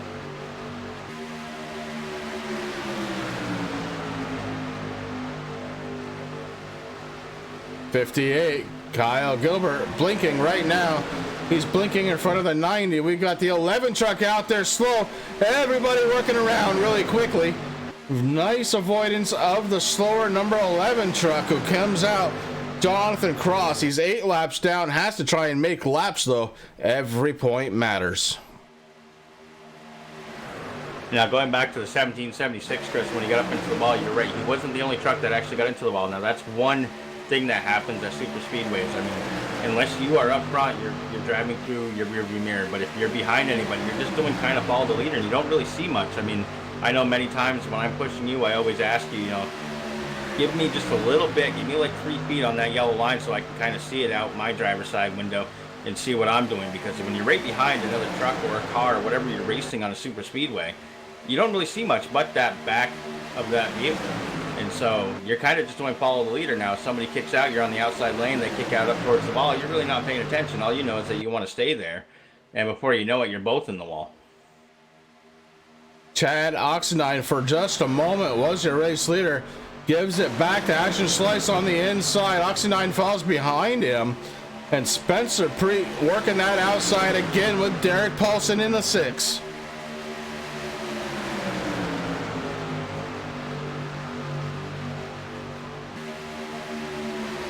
Not that I want to give any bad commentator juju to Ashton Slice, Chris, but if you remember last season, we came to Daytona on the road course. He dominated here, so it's kind of cool to see him up front tonight here on the oval doing what he has to do. Now, there's still a lot of laps left. We know that that's going to change, but good on Ashton Slice for leading some laps here tonight. And just like that, here comes Chad Oxendine on the outside. We can see the 88 truck getting a little low on track. Left side tires go below that yellow line, but Chad Oxendine looking to try and lead yet again. He's got the 27 of Spencer Preet right behind him, pushing for everything he can. Couple of slower cars just ahead of him. That could help with the draft on the outside. Chad Oxendine and Preet really starting to pull away now. Now they move down to the inside. Slower cars move up. That's the 36 of Jaden Dolberg, and the 55, that's Michael Sturgill. And again, that's really scary, Chris. When you see that pack coming, I mean, if you're just running 2 trucks, you're not going to catch the pack. You're going to lose a draft. You're going to have some drafting help, and you can kind of leapfrog to make some position up in a little bit of time. But when you start seeing that lead pack coming behind you, you know that you're probably going to have to go up towards the ball, and that's just a scary place to be at Daytona. Those guys did a fabulous job, though. Now we catch the second pack as we have a truck in shot that was coming to a stop. I believe that was the 00 of Mark Johansson. But right now we're on board the 43. That's Travis Brown. Brown being followed by Carmen Harris. Harris, a newcomer here. Haven't called his name before. Behind Harris, it's going to be the 92 of Blake Decker. We saw him almost lose a truck. He was able to save it, and he is working his way. Oh no, we got one going around. Two going around. Still under green, Rick. I can't find out who that is. Maybe Matt Sandberg, Corey Sherman.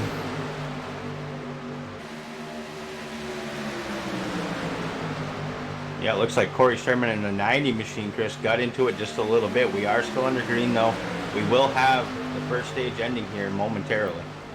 About a half a lap before that happens.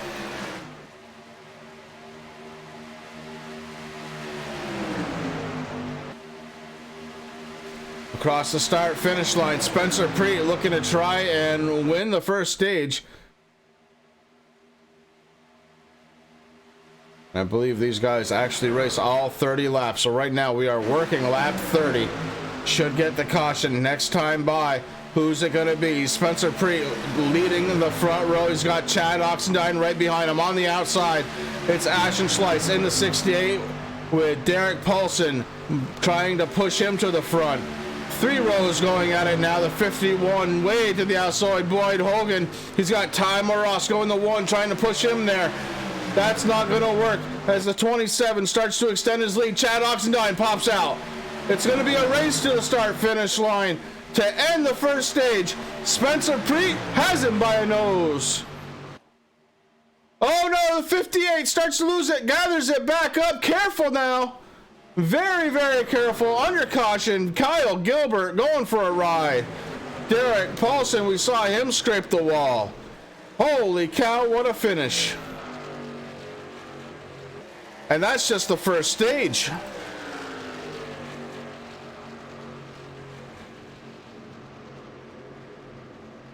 Spencer Preet wins the first stage of the race, bringing out caution number 2.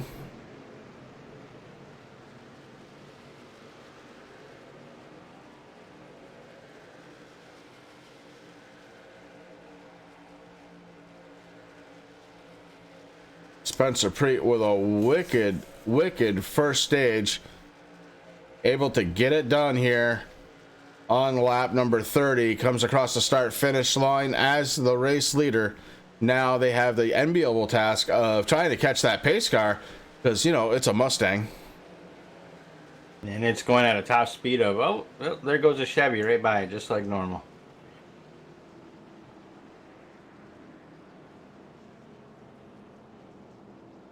So that was a pretty good first stage, Chris. I mean, we had one caution there in lap 12. We had a couple of trucks involved there, the 53, the 11, the 76. We almost had a second caution there when the 3 and the 90 got into it, but those guys were able to keep it off the racing surface. And actually, I believe the 90 took a tow. And I did see Corey Sherman in that 3 trying to go around there on the apron, so that was good. I mean, these guys definitely a lot happier with this setup, and it's been great. And congratulations to Spencer Preet for winning stage number 1. Unfortunately, I'm looking around on TeamSpeak. I don't seem to find Spencer. I know he's normally in here. I just don't see that he is right now.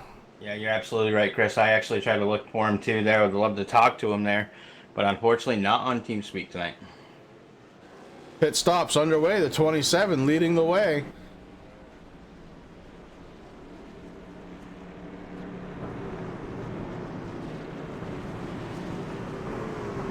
Remember, now that the server is acting the way it should, we only have 2 sets of tires to go onto these vehicles. Will the leader take them this time by? Well, I'm keeping my eye on that 27, Chris. He has not gone up in the air yet. Now, that is a question. I mean, for me, I would probably try to hang on to him for at least the next stage, right around the end of the next stage. Come in, get some fresh rubber, know that you have, you know, enough rubber. I wouldn't take them right now. I mean, definitely would not take them. And Spencer Preet did not. He came in for fuel and fuel only. Preet comes down pit road, as does Jamie Walker in the 88. Walker gonna get out just in front of Preet. But look who stayed out, Rick. It is Taylor, the Butcher Benjamin, in his number 10, Dr. Squatch. Holy cow.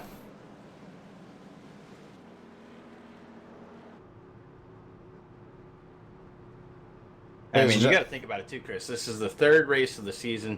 Get every point that you possibly can. I mean, maybe he likes his truck a little looser, so you get that old rubber on there now. It's going to be hard. It seemed like a lot of people didn't take anything, so maybe he's just saying, hey, listen, I was able to save enough fuel. I'm going to go out and give it a try. Or maybe he's just trying to get that 1 bonus point for leading a lap right there. But that Dr. Squatch Racing number 10 looking mighty fine out there right now.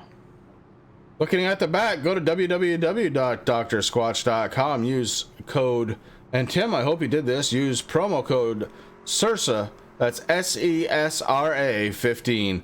And here comes the Butcher coming down pit road now to take his stop.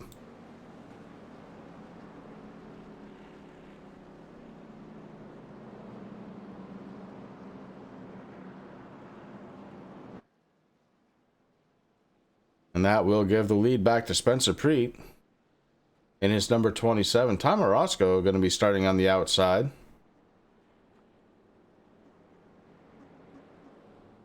Ashton Slice in the 68 going to be starting 3rd. Last season's champion Michael Cozy Jr. looking to restart this one in 4th. Blake Decker in the 92, 5th. Derek Paulson going to be 6th. Cameron Harris going to be starting this one in 8th in his 8 truck.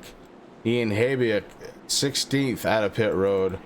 Jeff Hartline going to be starting his 97 in 10th position. Nick Rose going to be starting his 41 in 11th.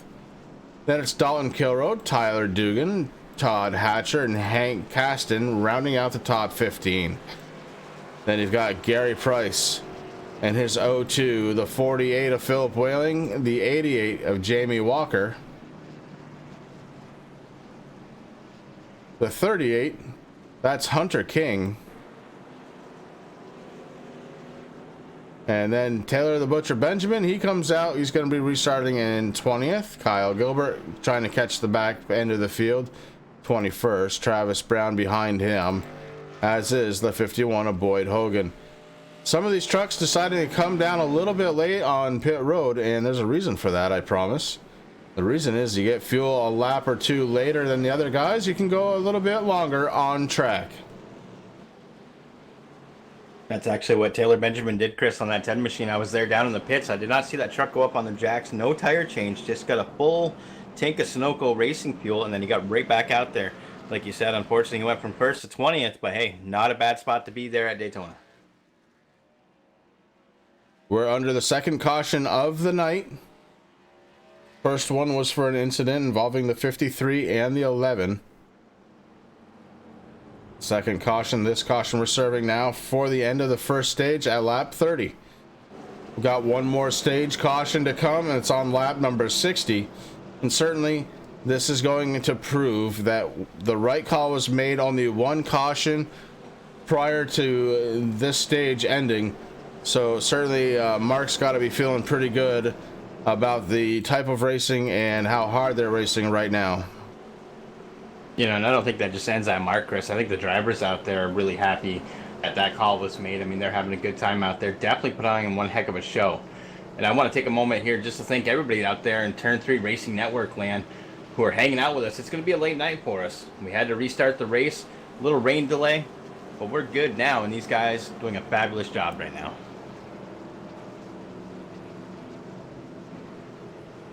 Spencer Preet, Ty Morosco are going to make up the front row. Ashton Slice, Michael Cozy Jr. on the second row.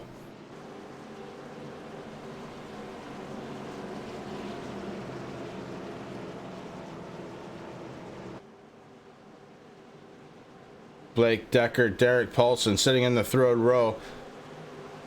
They may have something to say before the end of this one, as Paulson has been up towards the front all night long. Green, green, green. Spencer Preet gets the go. Ashton Slice really trying to do a good job on that bottom line, pushing on Spencer Preet, trying to get him going. Down into turns 1 and 2, and it's the 27 picking up right where he left off. Up front with Ashton Schleiss right behind him. Blake Decker's made his way back up front. Outside line trying to form. It's Ty Morosco and Michael Cozy Jr. Derek Paulson pulls out.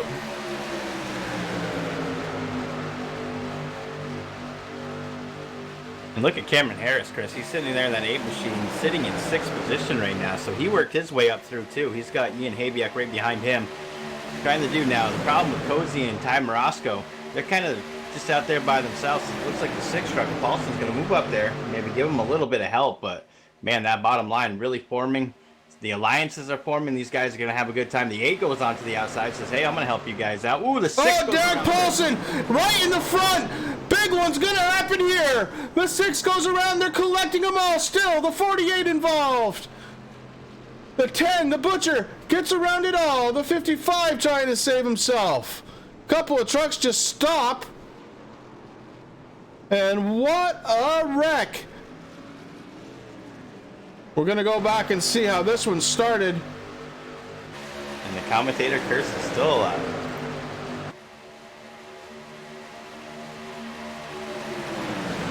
We're watching the inside line.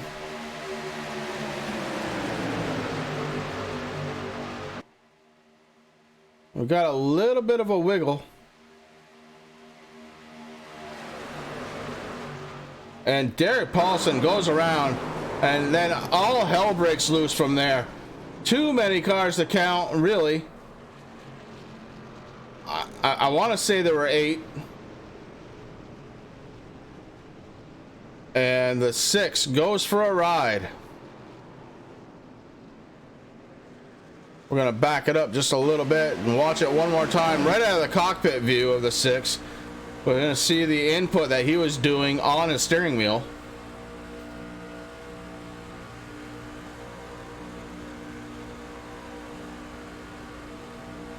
See him leaning out in the corner. There may have been contact there. We'll have to watch again. We'll go back up and go in a chopper cam.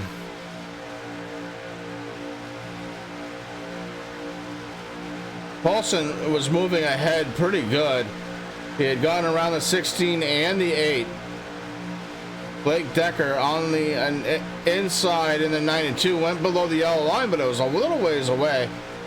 2 trucks just come and get together, and Paulson, the 8, the 24, the 41, the 88, the 40, the 48, and they just kept going and going and going. Derek Paulson's night is absolutely trashed, as is probably a lot of the contenders that were up front. I mean, that's hard, Chris. I kind of wish that we were down in the Habiak's live spotting channel there. Tim actually just messaged me. He's like, I'm dead. Straight 100 dead. He goes, my nerves are shot right now. So good on those guys to get through that. And we'll definitely have to check them out here later on. Daytona definitely will keep you up on your feet. And it'll be interesting to see if anybody comes into the TRJ Karting Infield Care Center after that horrendous wreck.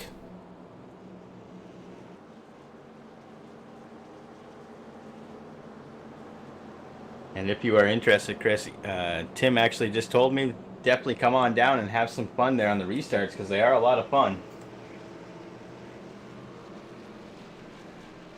Oh man, I know when I've live spotted for you, man, it is actually, I mean, I know your nerves are shot when you're sitting there driving and you're listening to me, but man, to be a live spotter on a super speedway, it is just crazy. But it's also nice to have. You have that familiar voice in your ear trying to keep you calm, keep you focused, and it helps a lot. I mean, but it is nerve-wracking, I can tell you that. For the driver and for the spotter. Terry Foster. This thing goes past midnight, Bachover's going to turn into a pumpkin. Oh. Uh-huh. Is that who's with you, Terry? Is Aaron with you? Because he's not here at the track tonight. Yeah, the boys went up for a nice four-wheeling trip out in the mountains, Chris. I'm a little jealous there. But, I mean, since we're throwing out sponsors, if you guys ever need to not turn into a pumpkin, you can go to gamersups.gg, pick yourself up some fine energy powder, man. I love this stuff. I swear by it. I mean, I have so much in my cupboard that my wife thinks I'm crazy. It's because I am, but it actually works. So head on over to gamersups.gg and get some good, clean energy.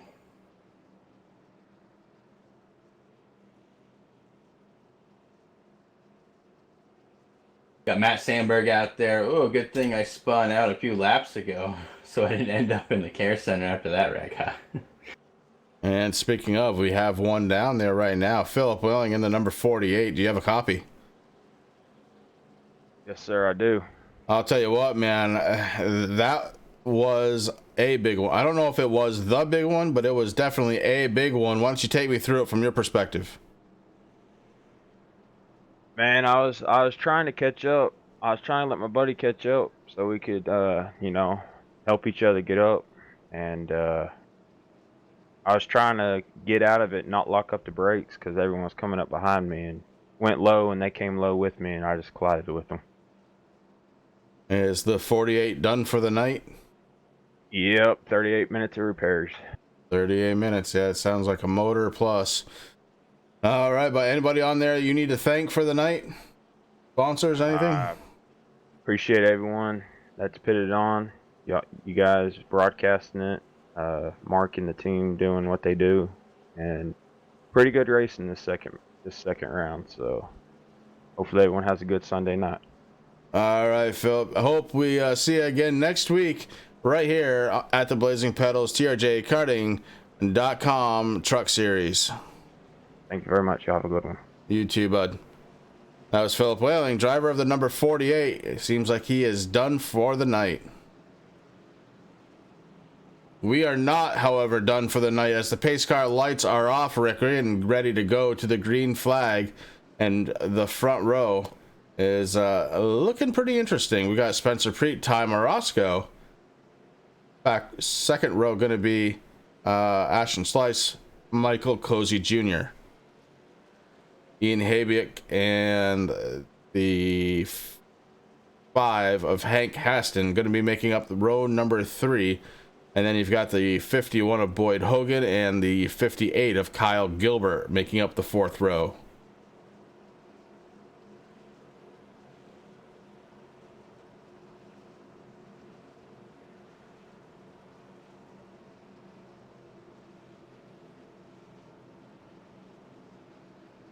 These pace laps so long and tedious here at this 2.5 mile track, Daytona International Speedway, right here in Florida.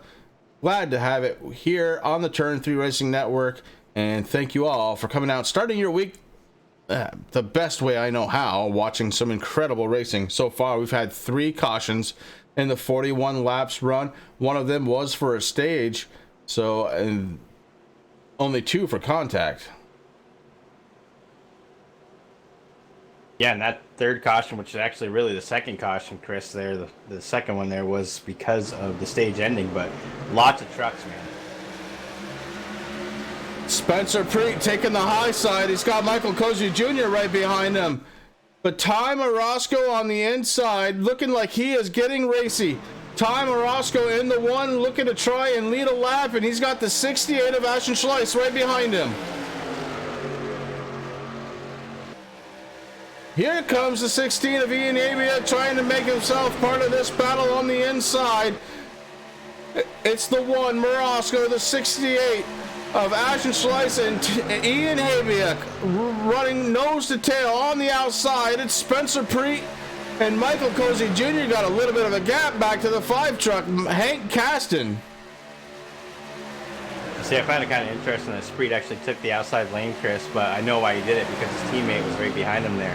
Michael Cozy Jr. now, they're trying to get to the 58 of Kyle Gilbert's trying to find his way up around to help out his teammates there also. Those guys usually are used to running with each other, and it's showing. But Ashton Slice there, he closes the door, says, no, I think I'll get behind Cozy there, see what we can do. Spreet goes into first.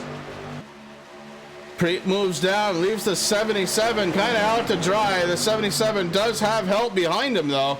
Ashton Slice and the 51 of Boyd Hogan, and look at the outside go. The outside line starting to move now as the 77 picks it up. Ashton Slice moves down in a row with him. It's Cozy, Slice, and Preet, 1, 2, 3. Boyd Hogan moves up to 4th. Morosco back to 5th.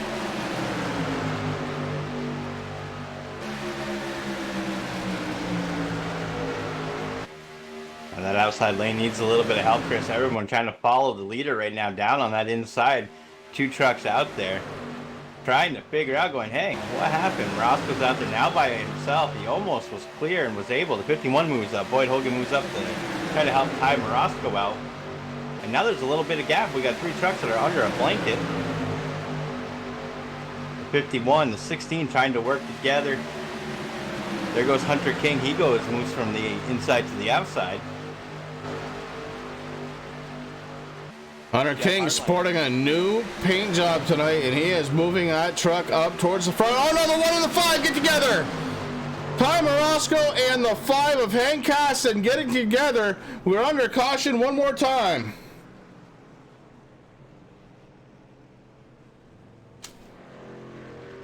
We're gonna go back and take a look. We're on board the 5. You see the 1 to the outside.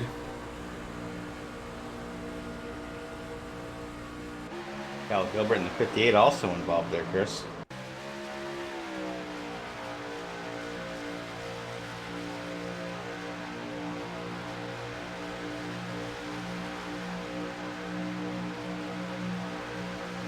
This one is relatively slow to set up. See Ty Morosco on the outside, and the 37 makes a good clean pass there. The 5 comes up on the inside, and it looks like the 1 just comes down, and that ends up taking out the 58. And we've got one more in the TRJ Karting Infield Care Center, Rick. We could take care of that. Dalton Kilroe, driver of the number 24 Exalta truck, just getting out of the in-care field center. You got Rick and Chris up here? Do you have a copy, buddy? Yes, I do. All right, brother. What's going on? I just sitting here trying to figure out how I could have maybe avoided that first wreck, but I'm disappointed that we have guys that can't race or play tracks in this league, because it's like, how hard is it? Like, come on. Well, I mean, I understand how you're feeling. It is tough because everybody's bunched up, and that's just what happens there. Unfortunately, I mean, I know you got hit pretty hard there on lap 37 with that big one, really, and quite unfortunate. You think you're done for the night? I'm trying to see what my team can do. They're trying to get me out like they did last week, get me back out on track, see if I can maybe pick up some spots from more of these wrecks that seem to keep happening. So it's gonna be another struggle for me. All right, brother. Well, I'm glad you're okay. Hopefully you can get that truck back out there on track to make up some positions. I mean, early in the season, so every point, matters here. So if you can get out there, pick up a couple positions, that's going to help you out, buddy. But glad you're okay, and we look forward to seeing you next week. Thank you.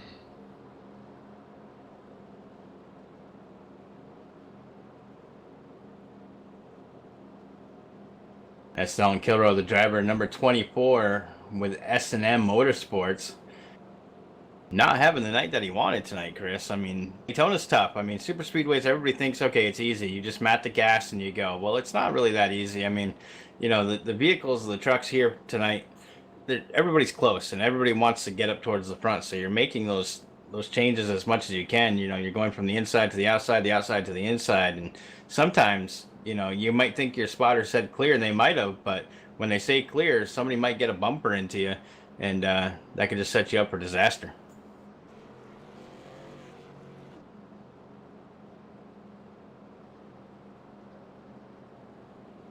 But right now we are under caution number 4, really 3, because the second caution of the night was the ending of stage 1. We're on lap 47 of 120 right now.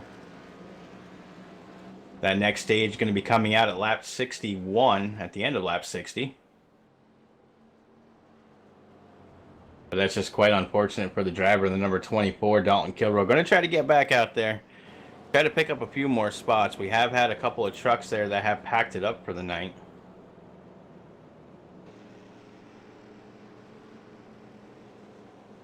You know, Terry, it was noticed that there are a couple of trucks that were not going to get crashed out tonight. However, if those couple of trucks were here, 35 trucks would have started tonight's race. I mean, that's something that Mark and the boys have to be proud about, Chris. I mean, it is so hard to have a league on iRacing when you find dedicated drivers, and these guys, week in and week out, always have good fields. So Mark should be feeling pretty happy. The drivers themselves should be feeling pretty happy right there about that. And that's something that you really have to take into consideration of the guys that are racing with you. I know tempers flare. I mean, that's just part of racing. You know, a lot of these guys are friends in real life, or, you know, in their group, they become friends. They become a second family. I know that we did when we were running Racing for a Cause. And, you know, so it's kind of hard. But those tempers, I mean, super speedways are right there with short track racing, man. I mean, it's crazy. It's tight racing. If one truck just gets out of line just a little bit, it could spell disaster, kind of like what we saw there on the third caution. With so many trucks out, but they're down there, they're on pit road, their crews are banging away. Hopefully some of them can get back out there tonight, and we're gonna have a good time as the lights are off on the pace car.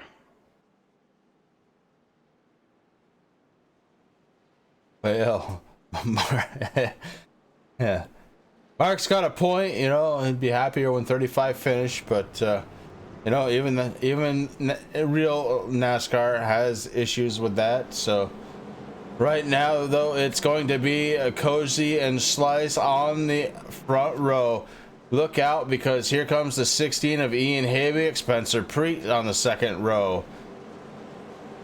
Hunter King and Jeff Hartline going to make up the third row. And I think, Rick, I am going to switch the channel on the radio down to the spotter.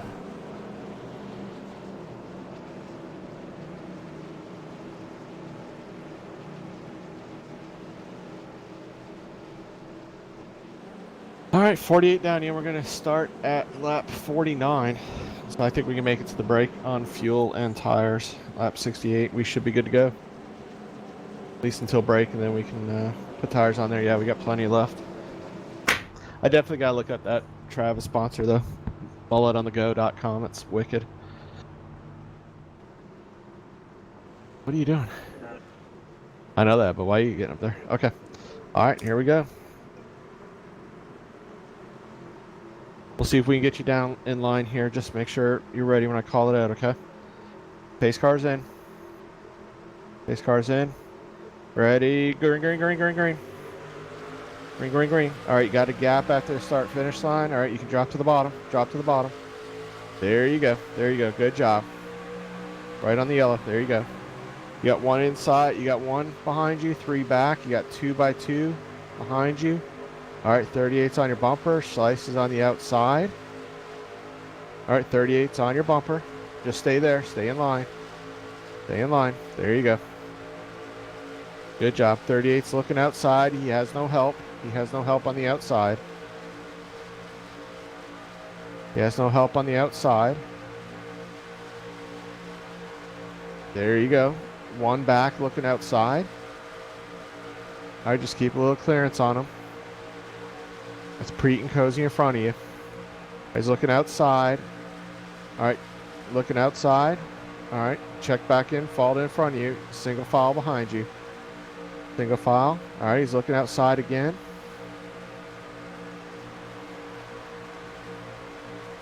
Okay, that's Hunter King. He's on you. Okay, if he makes a run to the outside this time, I want you to roll the throttle out a little bit, okay? He's on your bumper. All right, he's looking outside. Roll the throttle just a little bit. Roll it, roll it. All right, back in it, back in it, back in it. There you go.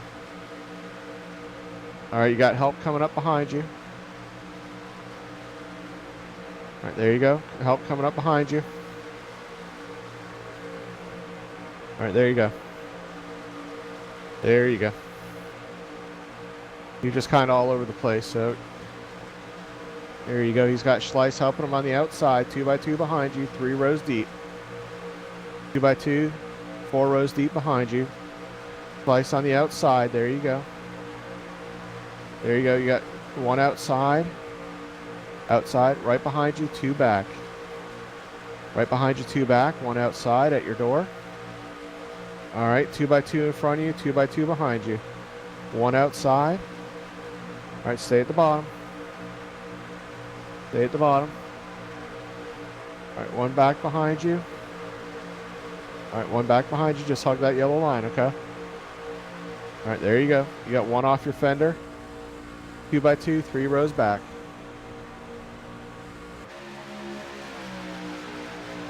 Two by 2, 3 rows back. All right, this Preet's loose at the bottom. He's coming back up. He's coming back up. Stay in it. Stay in it. Stay in the middle. Stay in the middle. Stay in the middle. Drop low. Drop low. Drop low. There you go. Good job. Right to the line. There you go. Good job. 1 outside. 1 outside. 2x2, 3 deep. 2x2, 3 rows back. All right, Spencer's half a car behind you. Outside. Outside. 2x2, 2 rows back. Outside, 2x2, 2 rows back. Outside, 2x2, 2 rows back. Outside. Truck behind you is a half length back.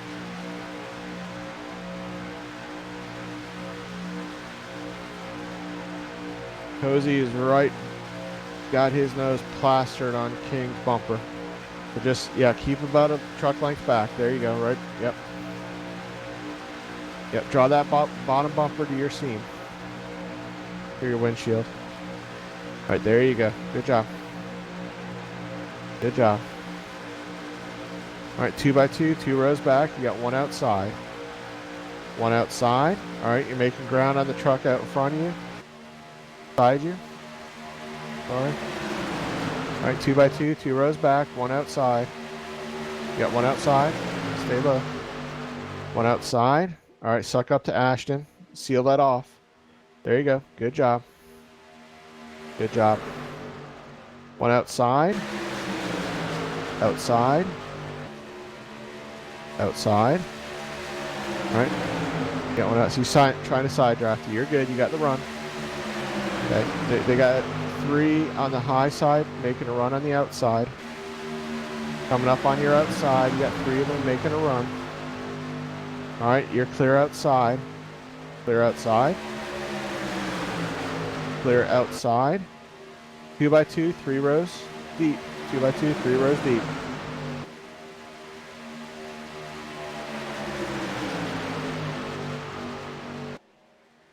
Such a cool thing to be able to listen to. Oh no, the 16! Just like that, we come out of the spotter, and into the wall goes the 16, the 97, Jeff Hartline into the wall.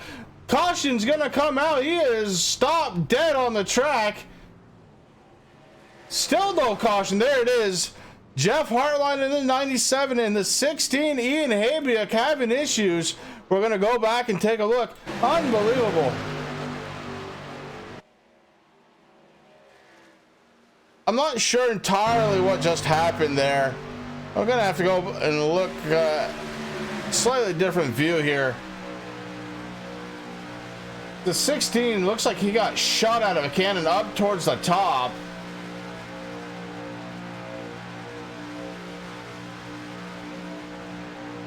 He's got Spencer Preet right behind him in that gray number 27. Spencer starts moving towards the top. Oh, they made contact. Yep. Hate to see that.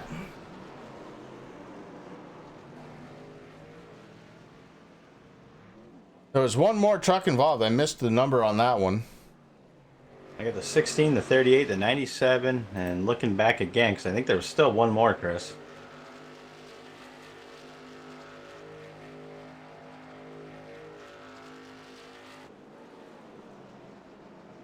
Ian Habiak, damage to the right rear and to, I believe, the right front. We'll go and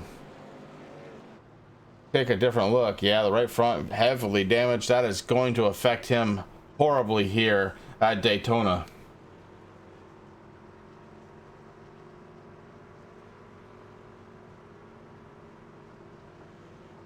I'm kind of glad that we were down in that channel, though, listening to that, Chris, because, I mean, I could listen to that all race long, to be honest with you. I mean, the next thing that's even better than that is Crank It Up. But just hearing the way that Tim was keeping Ian cool, giving him pointers on what to do, I mean, that's huge on a super speedway.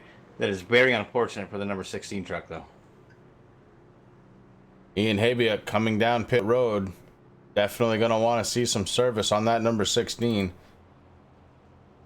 Michael Cozy Jr. going to be your race leader. And Cozy and Ashton Schleitz have been running very, very well together. Schleitz doing a very good job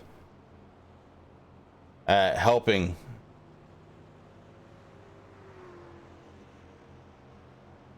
Cozy stay up front.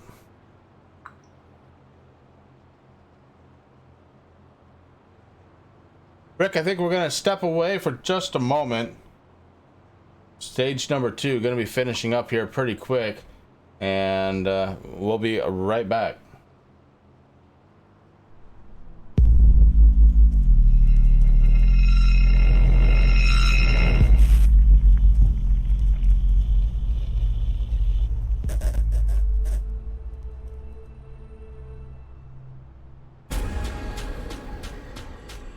The most realistic online racing sim ever made.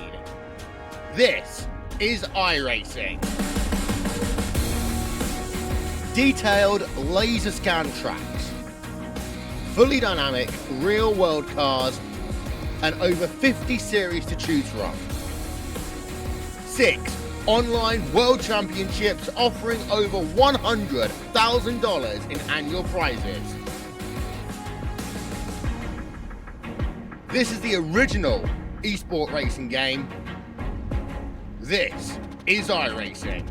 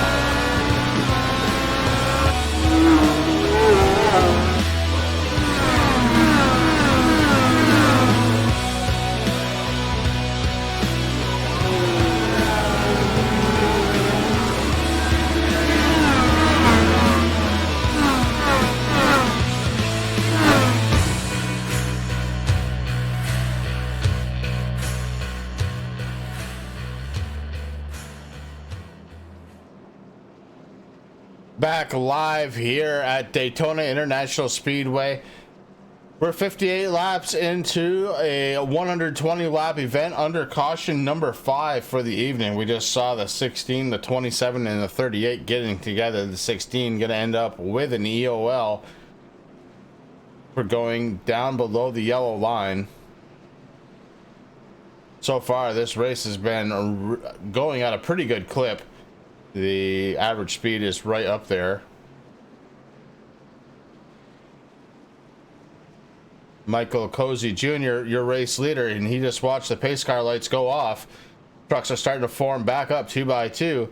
Not quite as many as what started here tonight.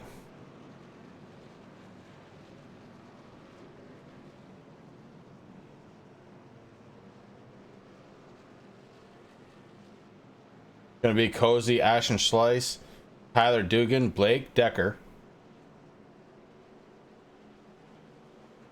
And we've got Kyle Gilbert and Boyd Hogan, 5th and 6th. Taylor, the Butcher Benjamin, in his number 10. Taylor is going to be running the 7th spot. Corey Sherman in the 3, running in 8th. Todd Hatcher in the 40 truck, going to be restarting 9th. And Travis Brown in the 43, rounding out the top 10. Ty Morosco, Gary Price, Jeff Hartline, Hunter King, Ian Habiak, Marshall Newton, and Jaden Dahlberg, Spencer Preet, Dalton Kilroad, Nick Rose, Hank Caston, Derek Paulson, Seth DeMerchant, and Jonathan Cross are the remaining drivers that could potentially come back. It looks like Hank Caston and Derek Paulson both sitting on pit road.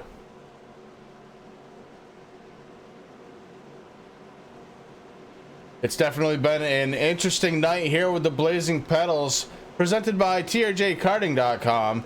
We started the night on one server and we're going to end it on another. But right now, we're hitting the loud button. Michael Cozy Jr. mashes it down. He's got Ashton Slice to the outside. Those two were just working together. Now they find themselves working against one another, trying to figure out who's going to lead the next lap. Michael Cozy Jr. in the 77 has it on the inside. Slice trying to battle back on the outside.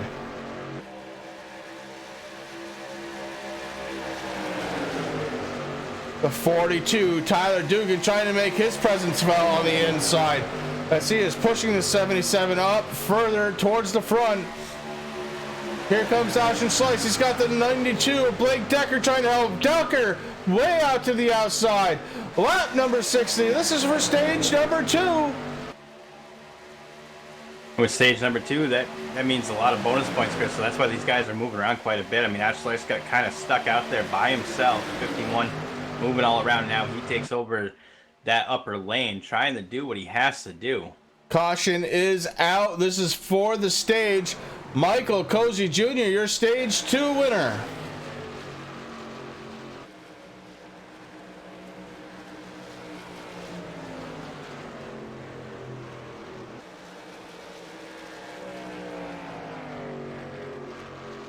Michael Cozy Jr. did what he had to do to get up there and lead that last lap of the stage. Cozy now can enjoy bonus point. Hasn't had the season that he did last year so far this season, and so that bonus point gonna feel very good.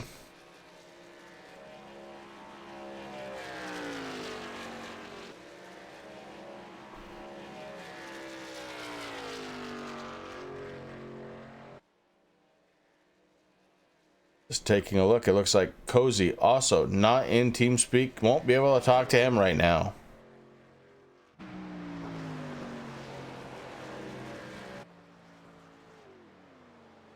And Terry, your last statement, 120% truth. You never have enough time with your father, ever. I actually helped my father today on a little project.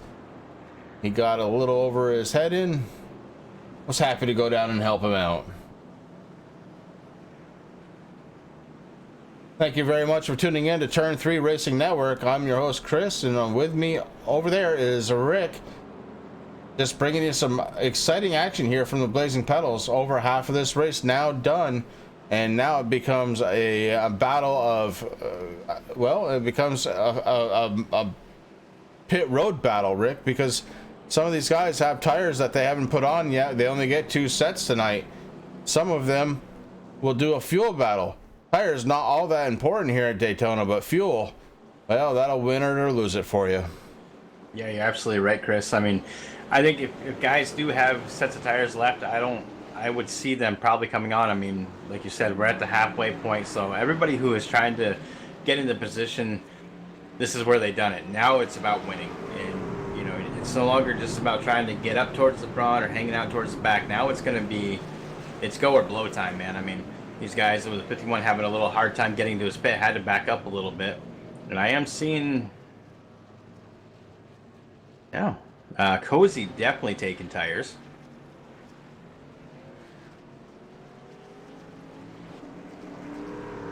Yeah, Cozy took some tires, so kind of interested to see now. I mean, this is where they need to be. They want that fresh rubber. I mean, obviously, like you said, it's not huge here, but it does help a little bit. But the thing that you're most worried about is fuel. And if you figured, you know, hey, might as well come in and get some tires while you're getting the fuel, especially if a couple other guys are doing it, like Cozy. He just came in as the Stage 2 winner. He's going to be coming out, I believe, 7th right now, until my scoring has updated. But he's being shown as 7th right now. New race leader right now, Todd Hatcher in the 40, the Miller Genuine Draft Chevrolet. Ty Morosco has worked his way back up to 2nd. Morosco involved in the number 4 caution of the night between him and the number 5 of Hank Caston. Caston still in pit road. He's been there for 22, almost 23 minutes.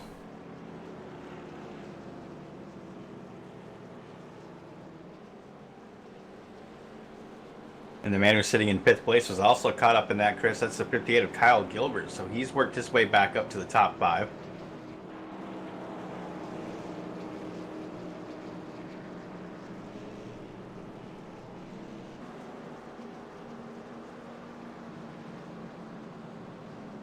Ian Habiak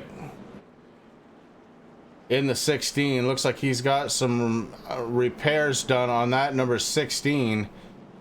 Doesn't look like it's too bad a shape right now. He's sitting in 3rd spot for this restart. Kyle Gilbert will be on his outside. And look who's rejoined the race, Chris. We talked to him earlier there when he got out of the infield care center. That's the number 24, Dalton Kilrow, sitting in 18th position, 8 laps down right now.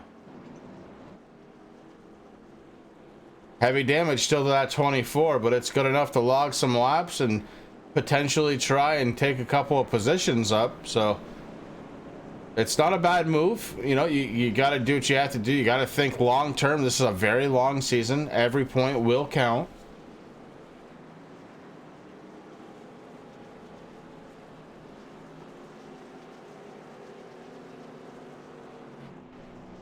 Would like to send out congratulations once again to fellow broadcaster right here on Turn 3 Racing Network, Roger Muth.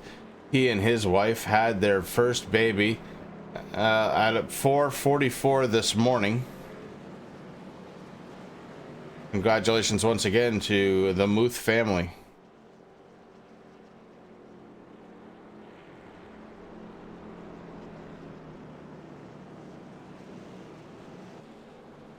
Rick, we're slated to have at least, well, not at least, no, we're slated to have one attempt, if needed, at a green-white checker tonight. That's something that you and I haven't had to go through yet. So this could get interesting tonight.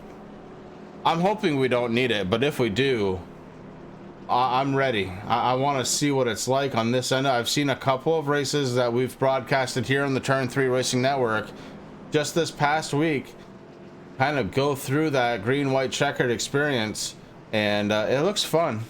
It looks like a lot of fun. Yeah, it definitely does. I mean, like you said, hopefully we don't need it, Chris, but if we do, at least it's good to know that these guys are going to be able to finish or attempt to finish under green. And that's what every driver in every league wants to do. You know, they don't want to be finishing under caution. That's no fun. They want to put that racing right out there, right to the checkered flag. So it's going to be interesting to see. Now, Chris, you talked about, you know, stuff that's coming up next Friday. We're going to be here with the Relentless Racing Series. That's going to be at New Hampshire Motor Speedway for them. And then we're going to be here back again on Sunday night with the Blazing Pedals. And I'm excited about this one, buddy.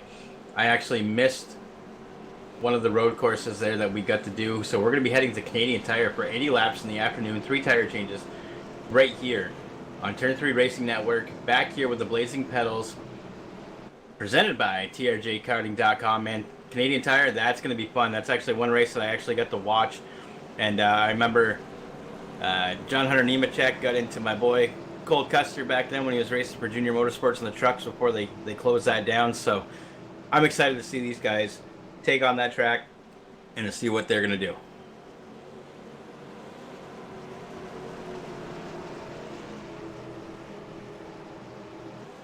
Mark Arthur, I love my soap, brother. To be honest with you, I love it to death. So far, I use pine tar and the cedar. I love it. And I enjoy taking showers now. Meanwhile, green flag is out. Todd Hatcher with a hell of a restart. Ian Habiak looking to try and follow him through. Habiak on the inside in his 16. Ty Morosco on the outside. Morosco has help in the form of Kyle Gilbert in the 58.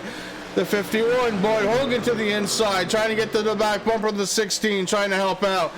The 58 pops out. We might be going 3 wide here. The 58 has help. The 77, Michael Cozy Jr. up on the outside. The outside truly is moving.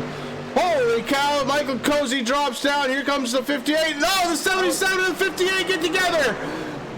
The 16, so far, no contact. I don't know how he did it. The 16, no contact whatsoever as we go under the yellow one more time. And absolute destruction once again here at Daytona.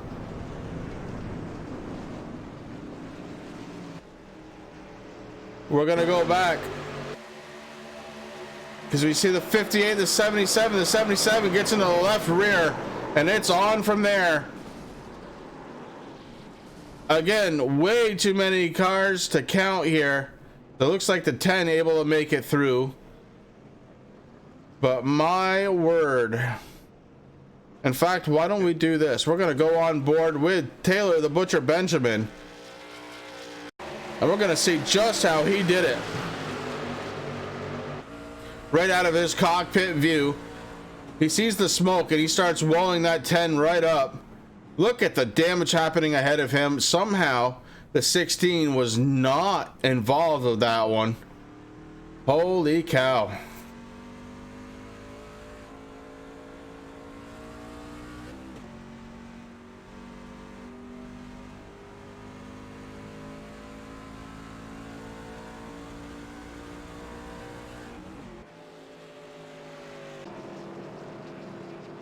Rick, we've got one more vehicle already in the TRJ Karting Infield Care Center. If we could take care of him. Driver the number 36, Jaden Dallenberg. Do you have a copy? Jaden, you got Rick and Chris up in the booth. You got a copy, bud?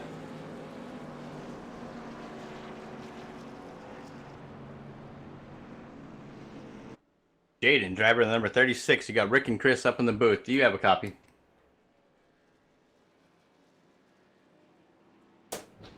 Jaden Dahlberg not there. Maybe hasn't been officially released yet, or maybe he's still signing the release papers. One or the other, Rick. Not ready to talk yet. I have a feeling we might be seeing a couple more drivers through that infield care center today because, my goodness, these guys are just wailing on each other. They are, and the interesting thing there, Chris, that was between the 58 and the 77. Those guys are actually teammates. So definitely not having the night that they wanted. Both right now sitting down there on pit road. I also saw that the 51 got involved, the 3, the 97 spun around. How Ian Habiak and how Taylor the Butcher Benjamin got through that, Chris, was just amazing driving on their parts.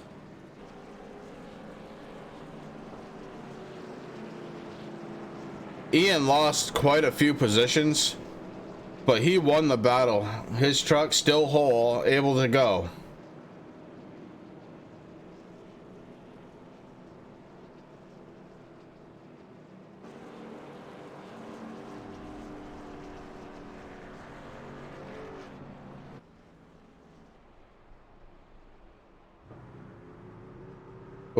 Ooh, Ashton Slice starting to play the fuel game. You hear him shutting it off. He's coasting around this track as much as possible. As we look from the right rear fender back to Blake Decker in the 92. Taylor, the Butcher Benjamin, running in third. Not so worried about fuel as he is letting it idle.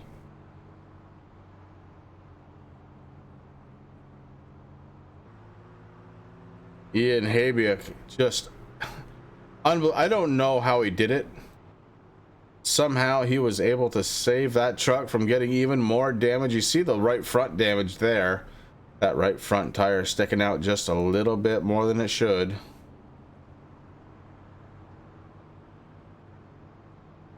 Looking back on the 38, Hunter King. Hunter will be restarting in 5th spot. Gary Price in the 02. Down on the apron right now, he's running 6th spot. Marshall Newton, the front end of that truck has seen better days, but the side of it, well, that's just cool. 1776 Stars and Bars truck coming down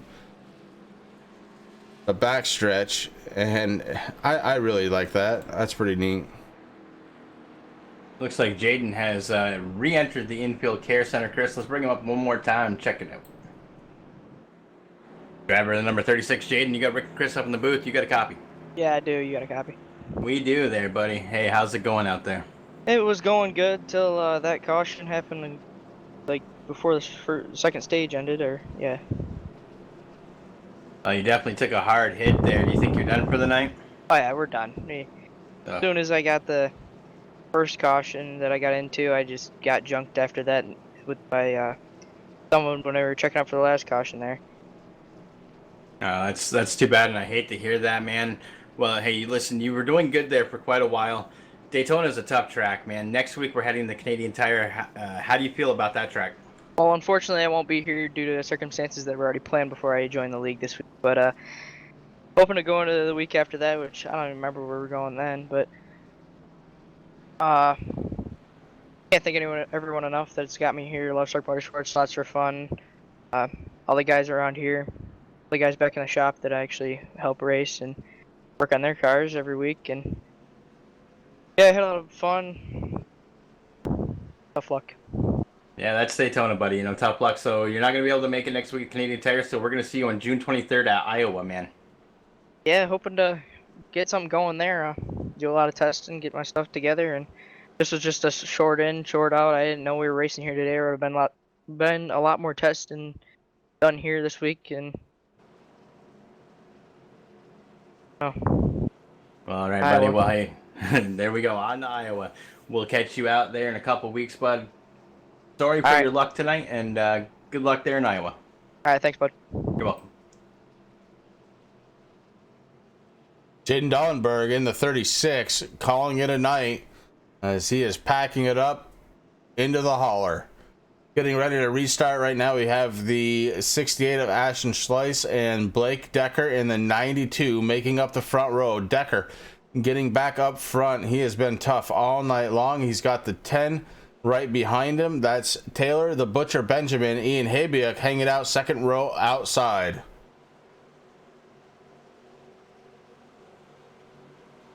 Pace car drops down in the 92, looking for the good green flag start. The 92, kind of a slow start there, Rick, and Ashton Schleiss taking advantage of it. Ashton Schleiss definitely taking advantage of it there. Poor Ian, he got kind of hung out there to dry, trying to get the 42. No, the 42 says, I'm going to go on the inside lane because that lane's moving a little bit quicker. Ian Habiak right now sitting there all by himself on that upper lane. I expect to see him move down behind the 42 here. Got a couple of trucks moving up onto the outside to help him. The 02's out there. But no, Ian says, okay, I can move down there. Poor Tim's out there. He's got heartburn bad. Tim, how Ian made it through there, I know you had a lot to do with that there, but that was just amazing driving, so definitely give him kudos for us.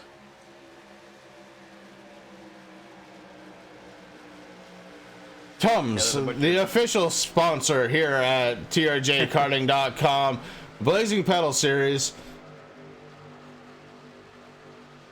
I mean, we talked about it. Along with Big Red. That's right. Because if you don't chew Big Red, well, yep. Mm-hmm. Yeah. But listen, man, I mean, Ian, you know, Chris, this is our second season here with the trucks, watching Ian grow, and that's one thing that you and I love to see, is how these young drivers are growing into their thing. Now, Ian drives karts in real life with his dad over there for TRJ Karting, has good success there. I mean, this weekend they got a little rain out, but had some fun. Finished, I believe it was P5. And but to see him grow season through season, I mean, you know, that first race, I think it was at the end of last season where he actually came in third place.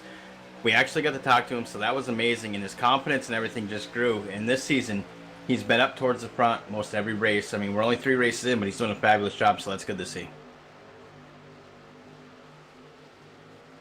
It's a new race leader. It's a wonderful thing. Yeah, Travis Brown in the 43 took over the lead. Ashton Schleiss now boxed in the 68, but here comes Tyler Dugan on the outside. Dugan has help, and it's the 53.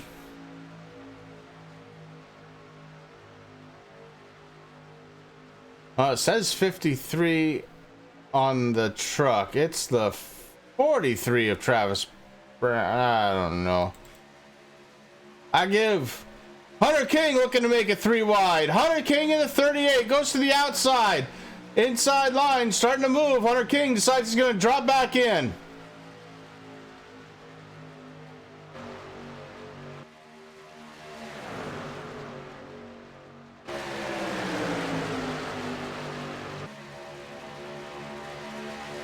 Rick, we've done it a couple of times tonight, but fresh restart, buddy. We're going to crank it up.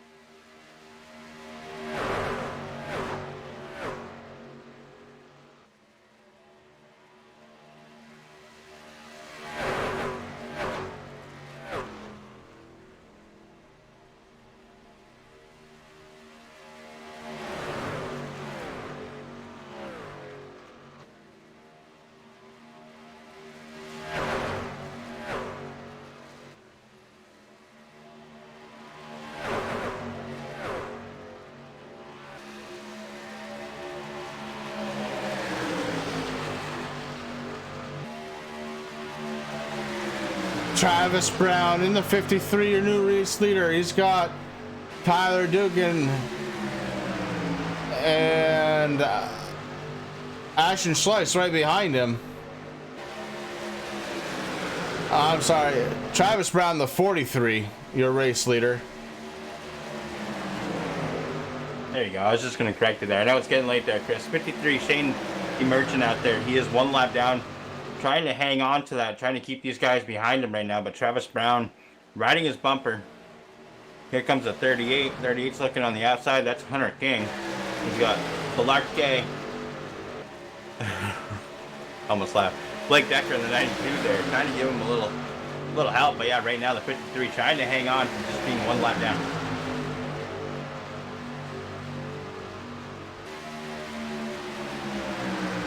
And Rick, at this point, we're looking up and down the timing chart, and we are certainly seeing some fall off of drivers. Here on the lead lap, there are 9.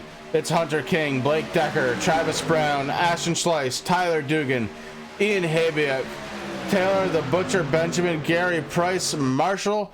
The Newton is the last car on the lead lap.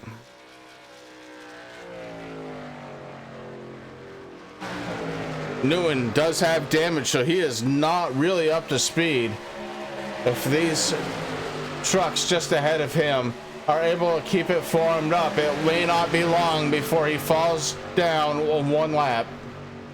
Yeah, right now these guys are going 3 wide towards the front. Blake Decker out on the outside, kind of by himself now. The 53 still trying to sit there. Ooh, there's Ty Morosco in the 1, really slow. So these guys are going to have to move around a little bit. Ashton Slice, Hunter King, doing what they have to do on the outside, waiting for Blake Decker to come up and try to help him out, Chris.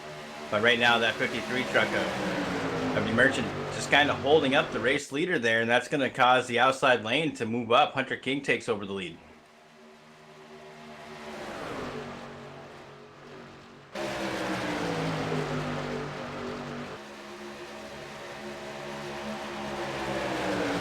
We could be looking at the race winner in that group of trucks right there. Still a bit of uncertainty though, as Taylor Butcher and Gary Price are letting that group go.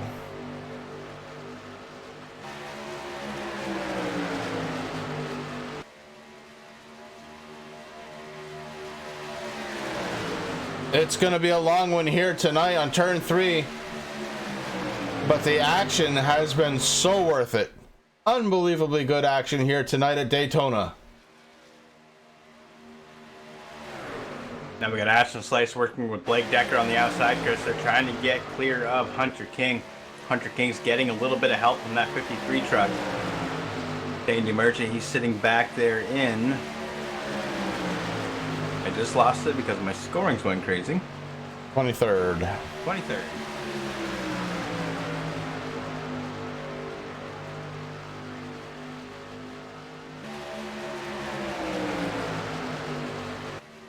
DeMerchant has a little bit of rear damage there. Whoa! There goes Hunter King.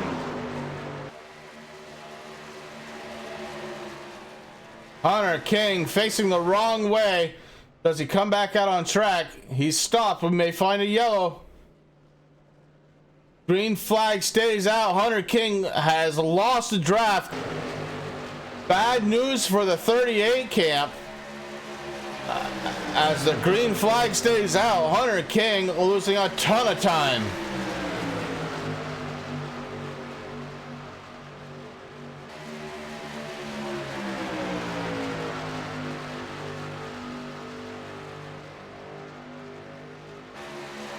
Up front, it's the 92 of Blake Decker, assuming the lead in front of Ashton Slice. Travis Brown, Tyler Dugan running 3rd and 4th. Ian Habiak running in 5th spot right now. He is to the inside of the 2 trucks up there, and I guess only one of them's on the lead lap because it's going to be the 42, Tyler Dugan. The 43, I'm sorry, Travis Brown was the other truck, all on the lead lap.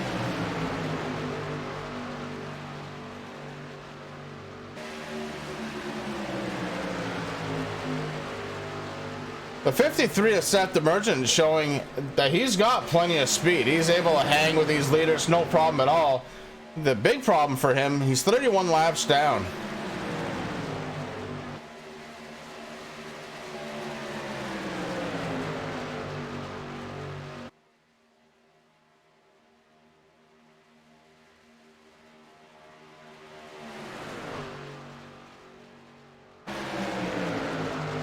He's up there doing what he has to do, Chris. There is some damage on the rear there. I have a feeling that if he falls out of line for whatever reason, he's going to definitely have a hard time unless he can back up into something. But right now, sitting there, hanging on to that position, doing what he has to do. Ian Habiak sitting in 3rd, trying to probably think of a way around him. I'm sure Tim's probably saying, listen, just kind of hang out with him there. You know, we're on lap 83 of 120, plenty of racing to go. But that 53 truck definitely holding up a few drivers there. Blake Decker, he was able to get around him. Ashton Slice was able to get around him. Hunter King earlier before he got into a little bit of contact and spun out, he got around him.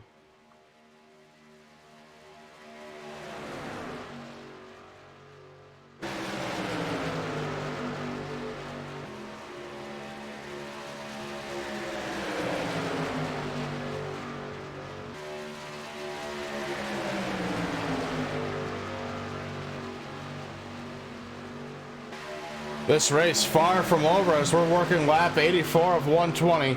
It's Blake Decker in the 92 up front. He's got Ashton Schleiss in the 68 running in second spot. The 53 is the lap down driver of Seth the Merchant. Third place belongs to Ian Habiak in the 16 as they're passing some lap down vehicles to the outside. This front group really is moving along. Travis Brown in the 43. He is running in fourth spot with Tyler Dugan in the 42 right behind him. If Habiak, Brown, and Dugan were to get nose to tail, I believe that they could probably work their way to the front.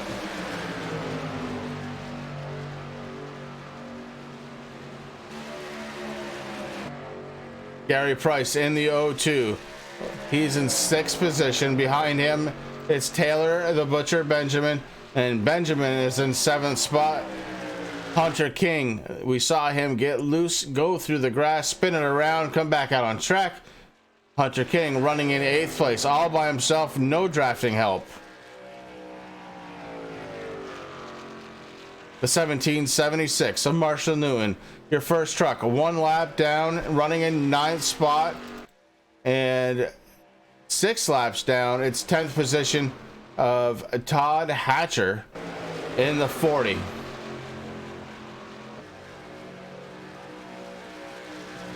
Jeff Hartline in the 97, just in front of Hatcher, is scored in 11th. He's 8 laps down. Dalton Kilrow in the 24, also in this group. Kilrow being scored 9 laps down. Running in 12th. Ty Morosco in the 1 out there by himself. He's 10 laps down, running in 13th position. Corey Sherman in the 3 truck. He is running in 14th position. In his number 3, he is 10 laps down, along with Nick Rose in the 41.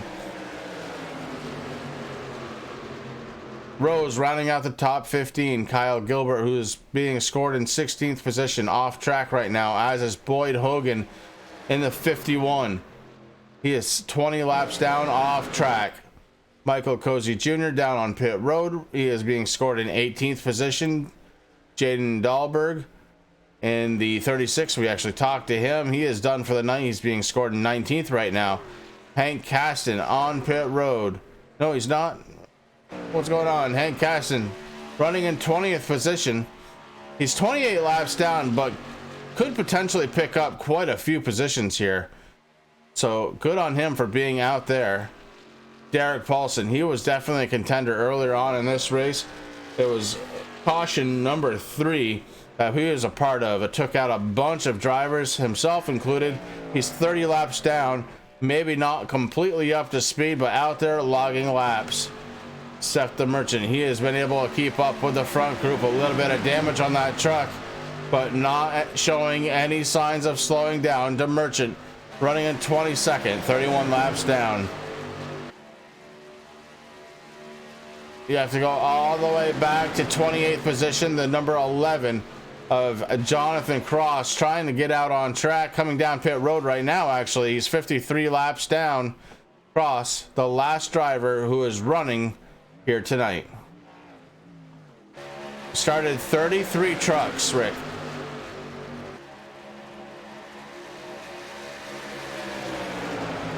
Right now, 20 of them still on the server.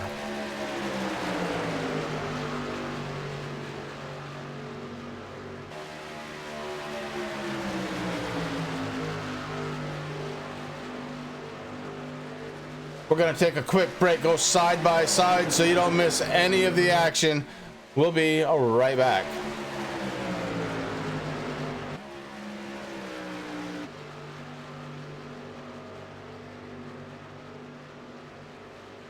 Assist to the front bumper, and he hits him again now. Rayon Fowler into the outside wall. He's going to pass nearly 3 cars down that front straightaway, and he's going to get them all done with. What amazing. Racely to the inside goes Logan Cloudman is going to touch in. Pit press sideways. What a save. Look to the outside, and Cronkite goes off. De Jong into second place. Going for the switchback.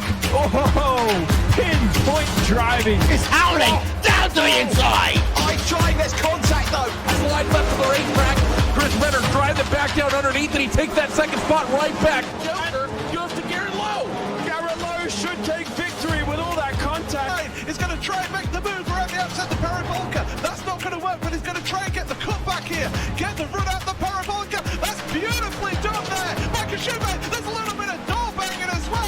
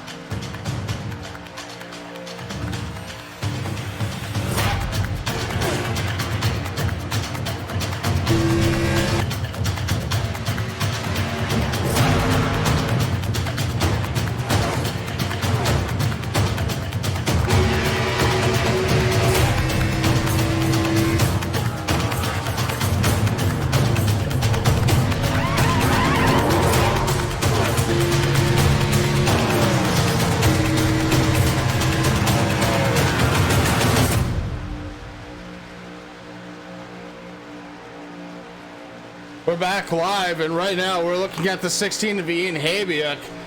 He was running third, has moved himself up in the second spot. He's got the lap down vehicle of the 53, Seth the Merchant, just ahead of him.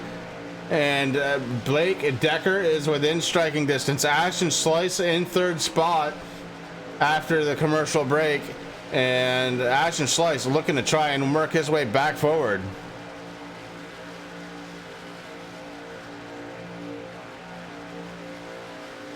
And it's good to see Ian back up there in second place there, Chris. I mean, he's been working hard all night, doing what he has to do.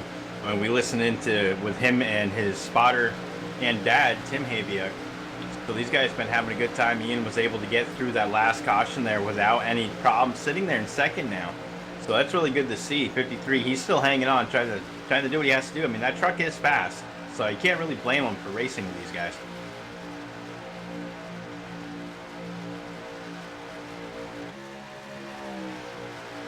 Behind Ashton Slice, he's got a couple of drivers there. The 43 of Travis Brown, 42 Tyler Duggan. You got to go back just a little ways to get to Gary Price and Taylor the Butcher Benjamin, who have definitely lost sight of this group right here. Maybe they're thinking there might be another accident up front. If that's the case, they're going to be pretty safe because they're about 22 seconds behind.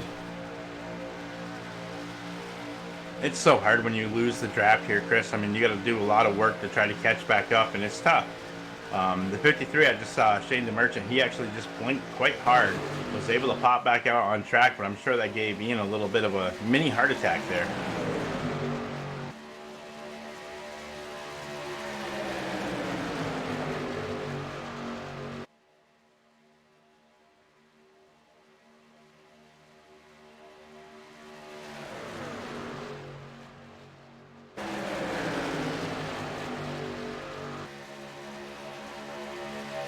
Ashton Slice in the 68, really starting to lose a little ground to Ian Habiak.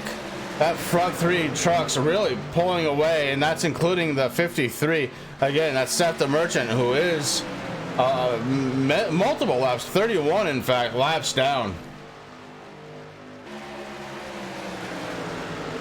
Well, I can tell you one person who does not mind that he's there racing, and that's Blake Decker in that 92 machine. Whoa, Ashton Slice, the 43. Way down off track. They're coming into a pit stops, baby. 26 laps to go. 25 now as the leaders have crossed the start finish line. Now it's going to be up to Blake Decker. Blake Decker going to be choosing when to come down, and it'd be smart for Ian to follow him so he has somebody to work with. The 53 right on that back bumper of your race leader. Holy cow.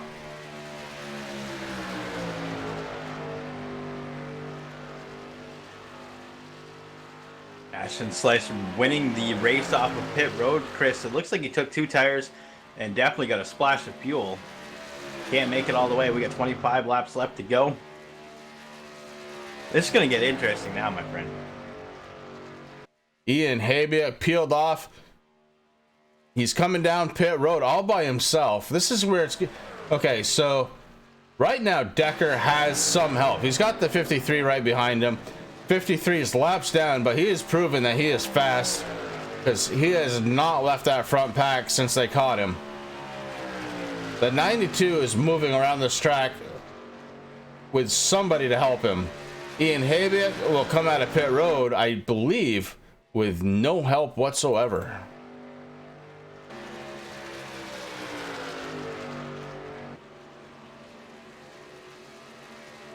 It gets more interesting, Rick. Gary Price, who's running in second spot right now in the O2, came down pit road 6 laps ago.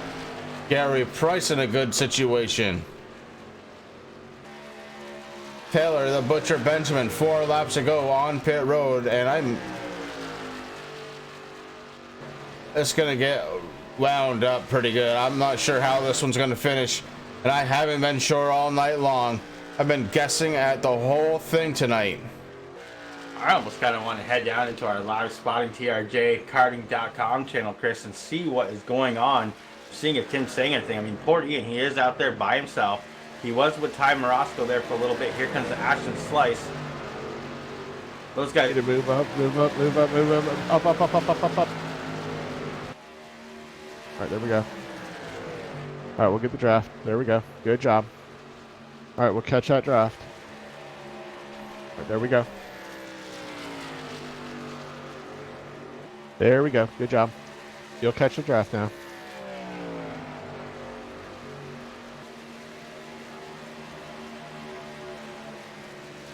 Here we go. All right, we're good to go to the end, yeah. It's all on you now. Let's see.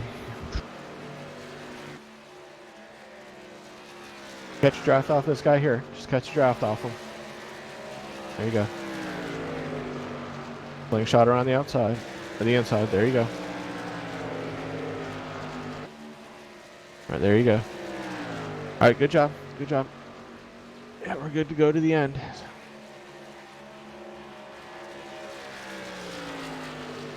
Maybe should have taken those 2 tires. That would have got us off just a little bit quicker. A little bit more up to speed. You were almost up to speed anyways coming into turn 4 when they caught you, so you weren't that bad. You were still pulling about 6,500, so I think the draft is just that much different, you know what I mean? So, but you're good to go to the end, so you're showing 7th. You guys should be passing Becker and Price, I believe.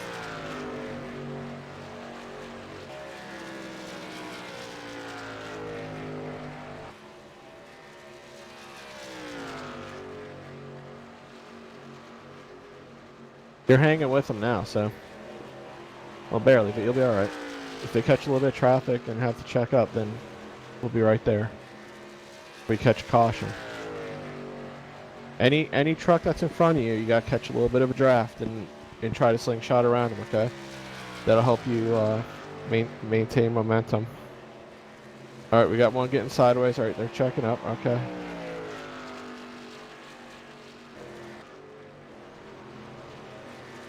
Yeah, they're in a lot of traffic up here, so.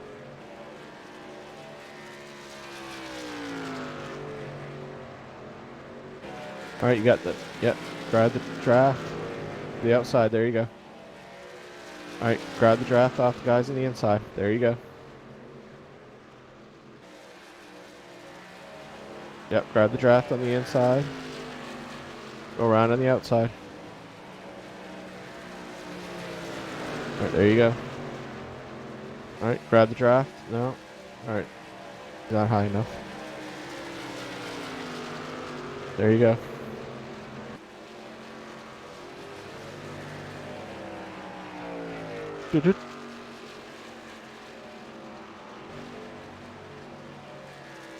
Ian Habiak trying to do everything he can to catch that group ahead of him. Unsure if he's going to be able to do it, though. He's catching a lot of trucks out there, trying to pick up a little bit of speed. You heard Tim call it. trying to catch the draft, and that's going to try and give him a little bit more speed. But with 19 laps to go, Rick, I'm not sure if he's going to be able to get there or not. Yeah, it's going to be a really hard race for him to do. Now, what was kind of interesting, Chris, while we're listening in, the 53 and the 92, Blake Decker, they both came down pit road at the same time. So I think what happened was maybe Decker talked to D Merchant and said, hey, you want to come down with me so that way I at least have some drafting help? Now Decker is able to get around him and catch the back bumper of the number 38, Hunter King. Hunter King right now sitting in 8th position. Yeah, but just ahead of him, it's Ashton Slice. Ashton running in 3rd right now. Tyler Dugan, the 42, 2nd, and Travis Brown, the 43, is your race leader.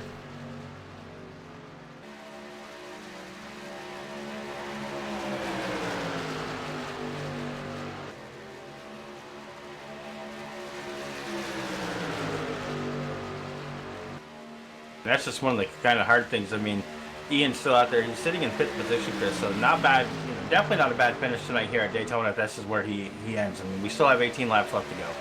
So a lot could happen, but he's going to have a miracle to try to catch up to that draft right now. When you come into pits with nobody, it's really hard to do what he has to do. So as we heard, Tim's just out there saying, listen, just try to use those guys that are a little slower. I mean, he's going around the 41 now. He's going around Dalton Kilrow on the outside there. Got to use that draft to try to leapfrog back up in there, but Ian still digging, not giving up there. Oh, that's the important thing, but right now, got to be looking at that black box knowing he is about 11 seconds back from Blake Decker. Different story up front, though. Travis Brown, Tyler Dugan, and Ashton Slice running nose to tail. Tyler Dugan goes to the outside. Slice trying to figure out who he's going to go with. Blake Decker in the 92 goes way to the high side. The 42 looks to pick him up. 3 wide. Ashton Slice trying to take it up the middle. 42 making that truck about 22 feet wide as Tyler Dugan holds on to the lead. But here comes Slice right up the middle. Blake Decker in the 92 assumes the lead. He's got the 68. He came down to pick him up. The 68 now on the back bumper. That leaves the 53. The 53 is multiple laps down, Seth the Merchant, but he's proven that he can push it really well in that 53. Like I said earlier, I mean, you can't really fault him, Chris. He's keeping up the speed. He's doing a really good job pushing right now. He's helping Blake Decker, trying to get around Tyler Dugan. Got Ty Morosco and the one who just Blake. Whoa! Good avoidance there. Tyler Dugan had to back off just a little bit, Chris. That number 1 Ty Morosco blinked right in front of him and just split the field right down through the middle. Ashton Slice moves down behind the number 53 right now. Blake Decker leading this small pack around Daytona. Ashton Slice pops out to the outside. He's got help. Tyler Dugan and trying to help Ashton Slice to the front. Maybe help himself. Maybe Tyler would like to try and win this one.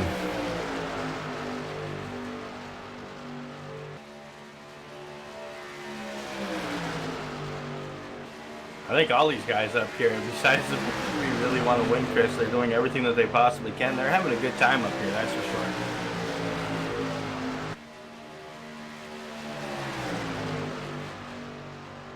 I think right now what Ashton Slice is trying to do, he's trying to look for his teammate. That's Travis Brown. Travis Brown sitting in the 43 machine, sitting in 4th position right now.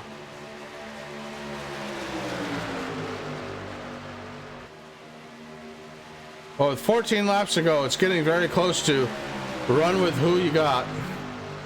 And right now he's got Tyler Dugan. Oh, Ashton Slice drops down in front of Blake Decker. Slice takes over the lead. Decker moves up top now.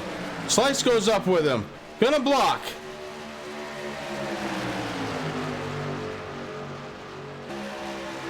Two cars side by side. The lap down vehicle of the Merchant staying down low. Slice comes down, picks him up. Oh, the 92 has to let off. The 1776 in the way. The 92 of Blake Decker had to whoa it up and turn that wheel hard left to avoid contact.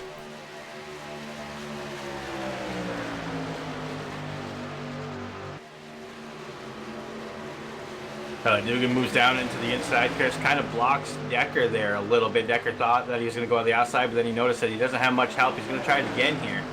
He could definitely fall back, though, if the 43 does not go up and help him. I expect to see him as they come back down through the backstretch into turns 3 and 4. I'm sorry, cross start finish line. I'm all discombobbled right now watching this race. Get some lap traffic high up on the track there on the outside. These guys going to be able to move around them.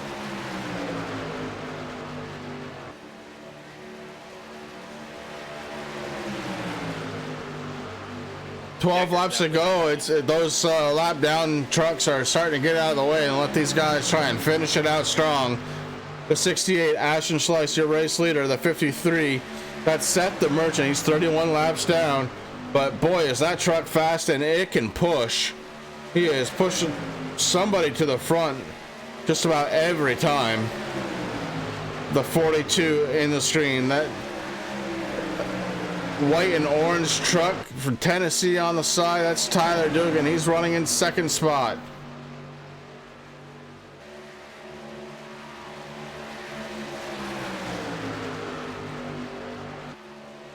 Race leaders going around Gary Price and Taylor the Butcher Benjamin to put them one lap down.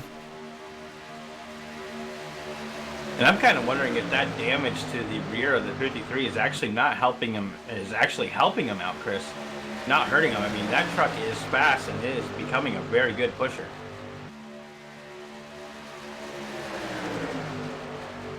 You can see that it's bowed out just a little bit there on the rear. Now he's going to be stuck on the outside as the 42 Tennessee Volunteer truck of Tyler Dugan moves on to the inside right behind Ashton Schleiss. This is something that had to happen, Rick, in order for this race to have a good finish. Not that the 53 hasn't been enjoyable, because he's certainly been running great, but we need all the guys on the lead lap who can possibly win this race to kind of set it up, nose to tail, and get this one done. Yeah, you're absolutely right, Chris. We're getting ready to go across the start finish line here in a moment. And that's going to be 9 laps left, so definitely going to be a 9-lap battle now. Right now, the 68 and 42 kind of pulling away. Blake Decker's back there, kind of by himself. Seems like everybody else kind of hanging out like a half lane up. Now they fall in behind him.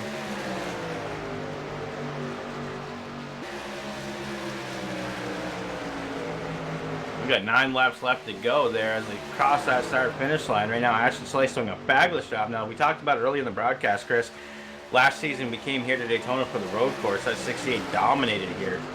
So it's good to see him once again out front. But it's not over until it's over, because we're at Daytona.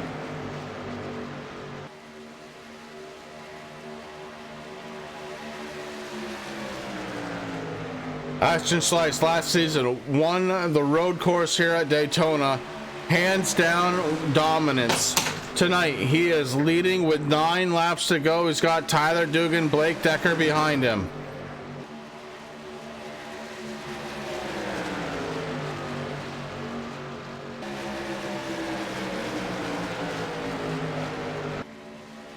Tyler Dugan goes to the outside, tries to put a little pressure on Ashton Schleiss in the 68. He can probably do it with side draft, but the 92 of Blake Decker is coming, and he's coming on the inside. He's got that 53 pushing away. Yeah, that might have been a mistake on Dugan's part, Chris. I mean, you can do it there a little bit with side draft. Now he's got the 53 up behind him. The 53, he's known to be a pusher. He's been a great pusher tonight, so this could propel that 42 machine into the lead, which right now it has. 68 not giving up. Doesn't got much help, though. Blake Decker about a truck and a half length behind Ashton Schleiss right now. And the 53 pushes that 42 into the lead.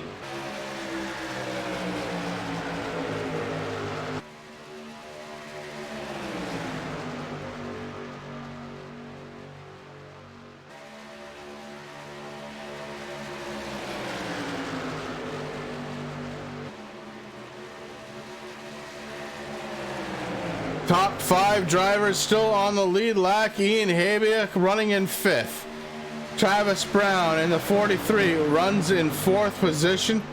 Blake Decker in the 92 is in third.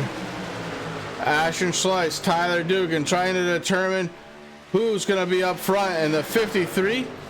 He's probably the guy that's going to push you there.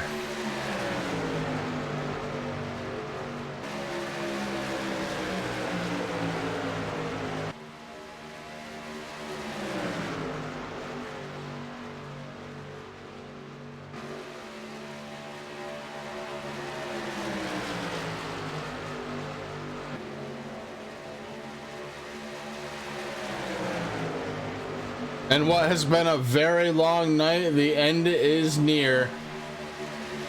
We started this one on a server that wasn't set up right, with a setup for these trucks that was not right. Ran some green flag laps. It didn't take us long, Rick, to figure out that there was no good. Mark Arthur pulls the plug on that server. We switched to a different one. The one we are currently on. The racing has been much better, but not without its incidents. Yeah, you're absolutely right, Chris. So far, we've had 7 cautions total. 2 of those are for stage 1 and stage 2 there. A lot of big names get knocked out early. That was around lap 37 there. You know, lap 12, we had about 3-4 cars that got knocked out. We had lap 37, which was caution number 3. We had a bunch of trucks get knocked out. The last one there that we had, lap 66, another big one. Now we're looking to finish this thing tonight under green, doing a fabulous job. These guys are, man. I'm actually happy that Mark and the boys decided to switch over the server, doing what they had to do, because it's definitely helped out quite a bit to see these guys cross the start-finish line again. And we got 4 laps left to go. Lots of lap traffic.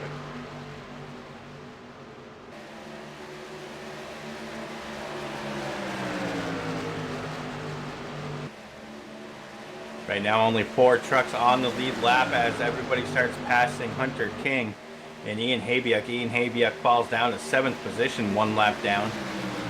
Gary Price, Hunter King are ahead of him, 1 lap down. Blake Decker, the last truck on the lead lap here tonight.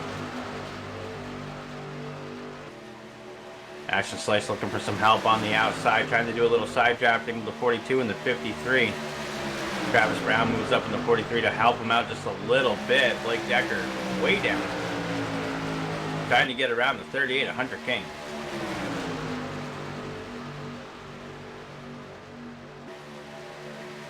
Ashton Slice moving the wrong way, Chris. He's out there on the outside all by himself. The 53 moves up.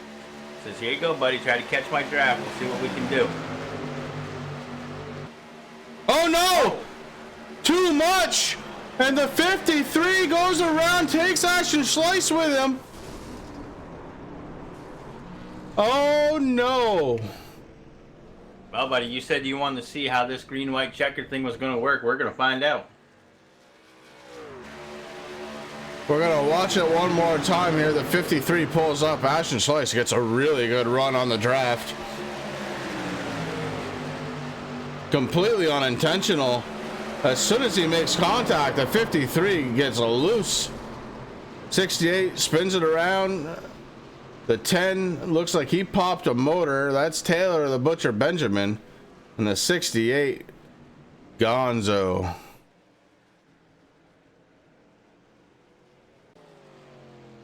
So we change everything one more time.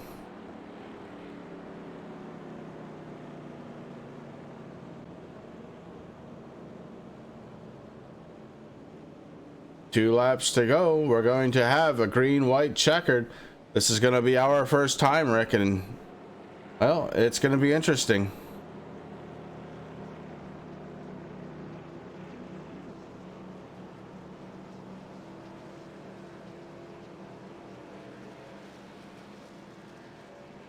Ashton Slice suffering a huge heartbreak right there, as he was definitely one of the favorites to try and win this race.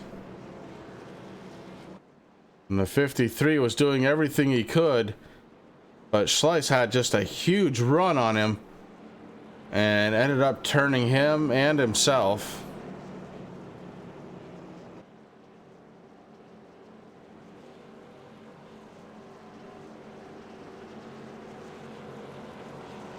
something kind of interesting. Blake Decker goes down into pit road.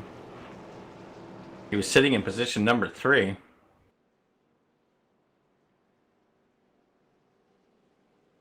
There's only 3 trucks on the lead lap right now, so he's not giving up anything. If he has a set of tires, why not try it?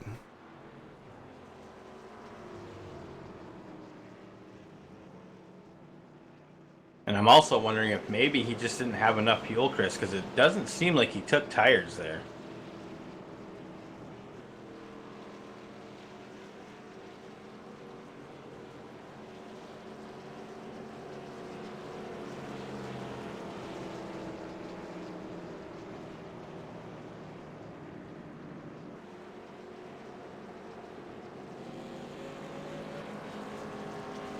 Timing screen says it's the final lap. We know that's not true. Pace car has the yellow lights on. It will stay out as we are setting up for a green-white checker.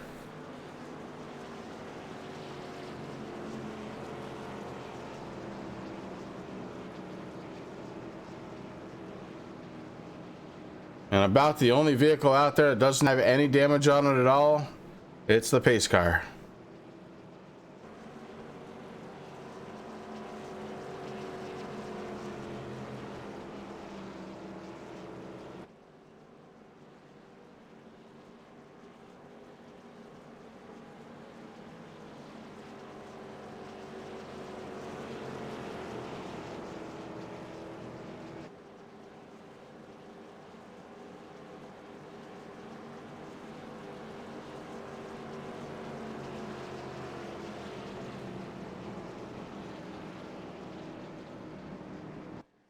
Now I know it says finishing in the top left-hand corner. Pay no attention to that. Still waiting for some sort of update. I'm not sure if it's going to be on our overlay side, on the program that runs our overlay side, or through iRacing. There is definitely a glitch here on the green-white checker. It ends up working out just fine towards the end, but it does it in kind of an odd way. So we'll watch that together. And one thing I'm noticing, Chris, it's not just one chance. These guys have 3 chances. It's 1 of 3 right now. It's showing up on my screen with the iRacing overlay there. So this is going to get interesting. Hopefully we can finish it under 1. I'm sure these guys, you know, they want to get done. And this is going to bring the whole pack right up. So this is going to be real interesting. One person that is having a little heart palpitation right now, that's Tim Habiuk. His son, Ian Habiuk, and that TRJkarting.com Toyota Tundra sitting in position number 4. Yeah, Ian was able to get his lap back, and he's been quick all night, so it's just going to be a matter of if he can get somebody behind him that'll push, and he's going to have to be brave enough to stick it, well, wherever there isn't a car already.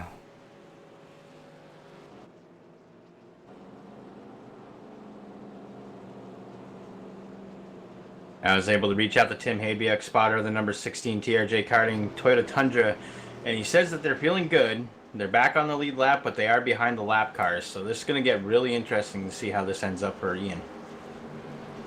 Mark Arthur, this is why I just like super speedway races, bud. I mean, they're one of my favorite types of racing. I mean, you know, a lot of people say they don't take any skill, but they really do. I mean, you got to really have good car control. You got to be able to stay nice and calm and everything in the seat, depending on where you are. So, you know, don't chalk it. I mean, it's not a bad thing. You guys put on one heck of a show tonight.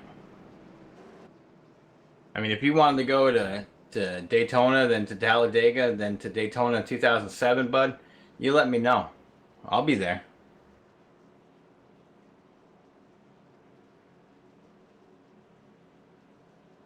The lights on the pace car are off, Chris. Yeah, Tyler Dugan getting set to try and take the green flag and maybe put the finishes up on this race. Now, it takes about a lap and a half to get up to full speed, so they'll have a lap and a half of true full speed, trying to pass each other. Lots of fun there. Travis Brown going to be starting on the outside. He's the black truck to the top side. Blake Decker, the 92, going to be starting on the inside. Ian Habiuk starting towards the rear of the field. Hunter King, 1 lap down, starting on the outside second row.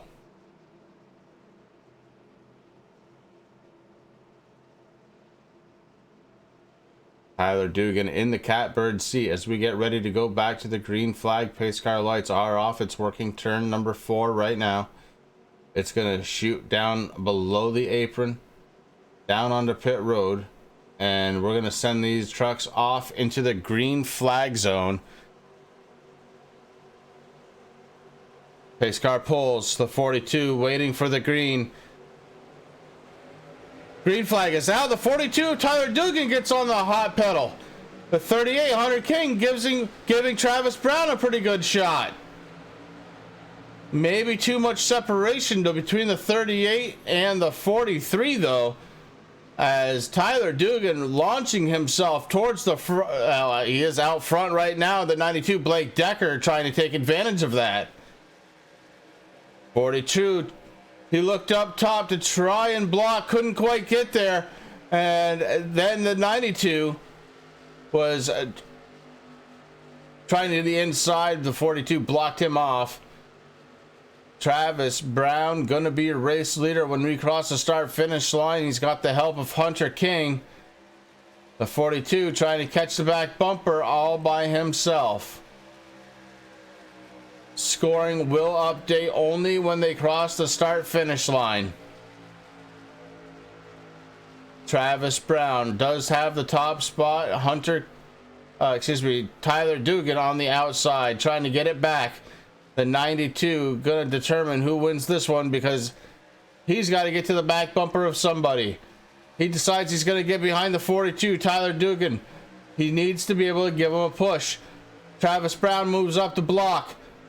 He wasn't there. He wasn't there when Tyler Dugan got there. Ooh, Blake Decker scrapes the wall, loses a lot of momentum there. Oh, gets into 38. They're okay. Whew. The 42 of Tyler Dugan may end up winning. Oh no, look at that. There's a drag race between the 43 right now. Wow, what a finish to this one. Tyler Dugan in the 42. Travis Brown comes up on this inside. They bump getting across the start finish line. Unbelievable finish.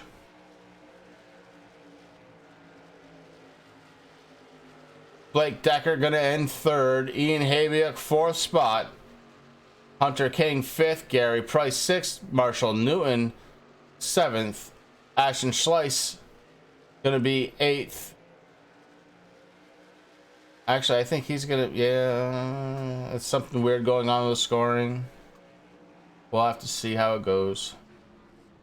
Celebratory burnouts from the 42 truck of Tyler Dugan. And guys, this has been a very long one. We're going to take a very quick break, come back, talk to whoever we can, and then we'll call it a night. We'll be right back.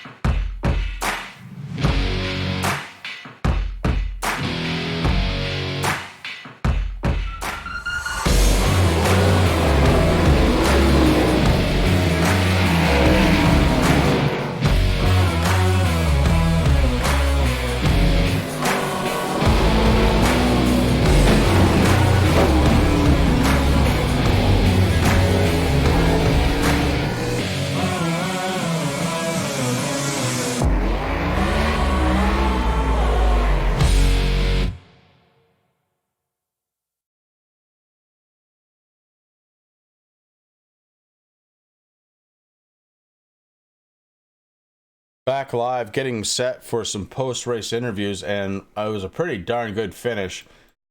We've got the top 3. I don't know how many. Rick, have you spotted all of them yet, or no? I see Travis Brown there in TeamSpeak. I am putting him up above us there, and Blake Decker is as well. Yep. Tyler Dugan. Dugan I doesn't look at. All right, so we're gonna start with Blake Decker.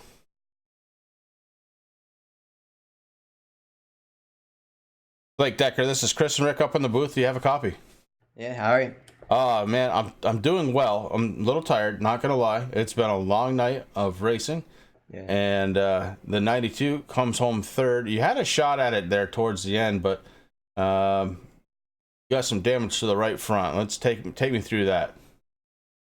Yeah, well, ever since, I don't remember what lap it was, but we wrecked, got some damage. It wasn't hurting us too bad, but we couldn't lead a pack to really save anything, but yeah, I thought I had a little bit more room to the outside coming to those last laps than I did, and I just hit the wall trying to make a dumb move. Still happy with the third place finish, though. Yeah, well, you were up front most of the night tonight, and you were looking really good. You were right there. It was a good finish. You can't say anything bad about a third place finish when you come to a track like Daytona. So you must have some help behind you. Who helped you out on that 92? With about, I want to say 40 to go, Seth DeMerchant, he was helping me out a lot. We were talking back and forth over private, trying to come up with a strategy. It didn't work out in the end. I started falling short. I really needed that last caution, or else I would have been a half a lap short on fuel. Wow, that would have been a heartbreaker, even more than this. All right, bud. Hey, listen, anybody on that 92 that you need to thank? Nope. All right. Listen, Blake, congratulations on a third place finish, bud. We're going to see you next time. Yeah, bye. All right, good night to you. That was Blake Decker, driver of the 92, and he came in third spot. Next up, it's going to be Travis Brown. Travis is the driver of the number 43. Travis, you got a copy? Yeah, loud and clear. All right, but listen, you came home second spot tonight. You guys were battling pretty hard trying to get across that start-finish line. Looks like you needed about 200 more feet, and you had the run. Yeah, it was a hell of a run. You know, on the backstretch, they got a big run, and Dugan's kind of my teammate. He's not officially in this series, but I wasn't going to throw anything too crazy on him. And I threw a block and ran him up high, and I tried to keep him high through the corner, him and Blake, because I really didn't want Blake winning. I was okay if Tyler won. And I don't know, I was hoping maybe both of them would scrub the wall or something and I could keep it up there. And then I got a run coming, and I tried to door check digging, and I just couldn't get him slowed down enough. So he did a hell of a job. We all worked together there at the end, and it paid off like we wanted it to. But man, I wish I could have got it. I was coming, man. I had a head of steam. I was coming, but yeah, it just wasn't my night. But we'll get them. We'll get them eventually. I know no way in hell I'm getting them next week. I'm not a good road racer, but one of these weeks we'll get them. Well, even still, a second place tonight, pretty damn good finish. And any finish out of road course is a good finish as far as I'm concerned. Who do you got to thank on the 43 tonight, bud? I got to think, let's see here. Hang on. I got to think Ashton, Tyler, Gilbert, Spencer, Cozy, Newton, Hunter worked with me good there at the end. I got to thank Gilbert, my team owner, and Top Flight Computers. I got to thank my Twitch subs who were down the side of this number 43 machine here tonight. I got Austin Deming, I got Ethan Twerkley, I got Marshall Newton, I got Hunter King, I got damn, who the hell else is there? I think Dugan's on there. He's Twitch sub. Then I got a couple more Twitch subs like Josh Moore, Joey Knight, A. William. They didn't send me anything, but we'll get them on there soon. Got to thank Mullet on the Go. Got to thank Black Country Rock. Got to thank Savage CBD. They don't officially sponsor me, but I got to thank Waffle House. They keep me fueled and give me energy. I got to thank CAO Cigars. I got to thank my mom. I got to thank fat kids around America and inspire them to never give up. I got to give a shout out to my pig, Spanky. He's out there asleep. It's past his bedtime, but I'm going to show him this tomorrow, and we're probably going to eat Cheerios together. I got to thank the Atkins. They live behind me, and they've always been really nice people to me. Got to thank the Wrights. They live across the street. They used to give me candy on Halloween. I got to thank my grandparents, my cousins. I have a fourth cousin named Cooter Brown, which is pretty interesting, but he's like 80 years old, and I think he passed away like 10 years ago. I got to thank Mark and all the boys at Blazing Pedals for putting this fine league on. And I got to thank the founding fathers for giving us America, because without America, we ain't shit. All right, brother. Well, listen, congratulations on second place tonight. And I got nothing to follow that up with. So that's Travis Brown, driver of the number 43, bringing it home in second spot tonight. That's a post-race interview that I'm not soon to forget, I'll tell you for sure. That was the best, man. I was trying not to laugh. That was great.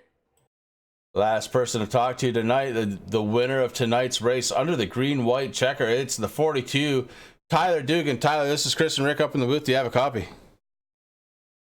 What's up? Hey, bud. Congratulations. You won Daytona. That alone has to feel pretty good. Oh, it just feels good. I run top 5 every week just about. I never win. God, I've been wanting to win one of these. I don't care what it is for a long time, and just feels good to do. It feels good. I thought Travis was going to have me there. I wasn't going to door him or nothing because I'm basically teammates with Travis. I'm glad we got the drag race it back. Yeah, it was a lot of fun watching that, and I believe if he had about 200 yards or 200 feet more, he may have had your number. He had a run on you, but for you, it don't matter because you came home as the race winner, as your motor just let go on there. Anybody on the 42 that you need to thank? Yeah, I'd like to thank one of the sponsors that sponsors me in another league, Ball Wash. That is a legitimate company. You can head over to ballwash.com to get all your ball cleansing needs. I'd also like to thank TRJ Karting and you guys for the broadcast. All right, bud. Listen, congratulations. You brought that thing home first place tonight, and a win is a win. It's going to help you out tremendously in the points. Are you going to be racing next week? Yeah, I'm going to try my best. I should be able to make full time pretty easy. Perfect. All right, Tyler, we look forward to seeing you next week, and have a good night, man. That was an awesome race for you. Yeah, thank you. Don't expect me to run very good at road course next week. You guys have a good one. You too, buddy. And guys, that is going to do it for us here at Turn 3 Racing Network. We put in a little overtime tonight, but we wanted to bring in the action. And man, it was action from basically a green flag on. Yeah, you're absolutely right, Chris. I mean, long night. Hey, listen, what a way to start the week, though. We're off until Friday with the Relentless guys, and we come back here next Sunday with the Blazing Pedals TRJkarting.com Truck Series, and I can't wait. Nor can I. Everybody, thank you very much for coming out and spending a long time here with us on the Turn 3 Racing Network. We look forward to doing it with you again next Friday night. Good night, everybody.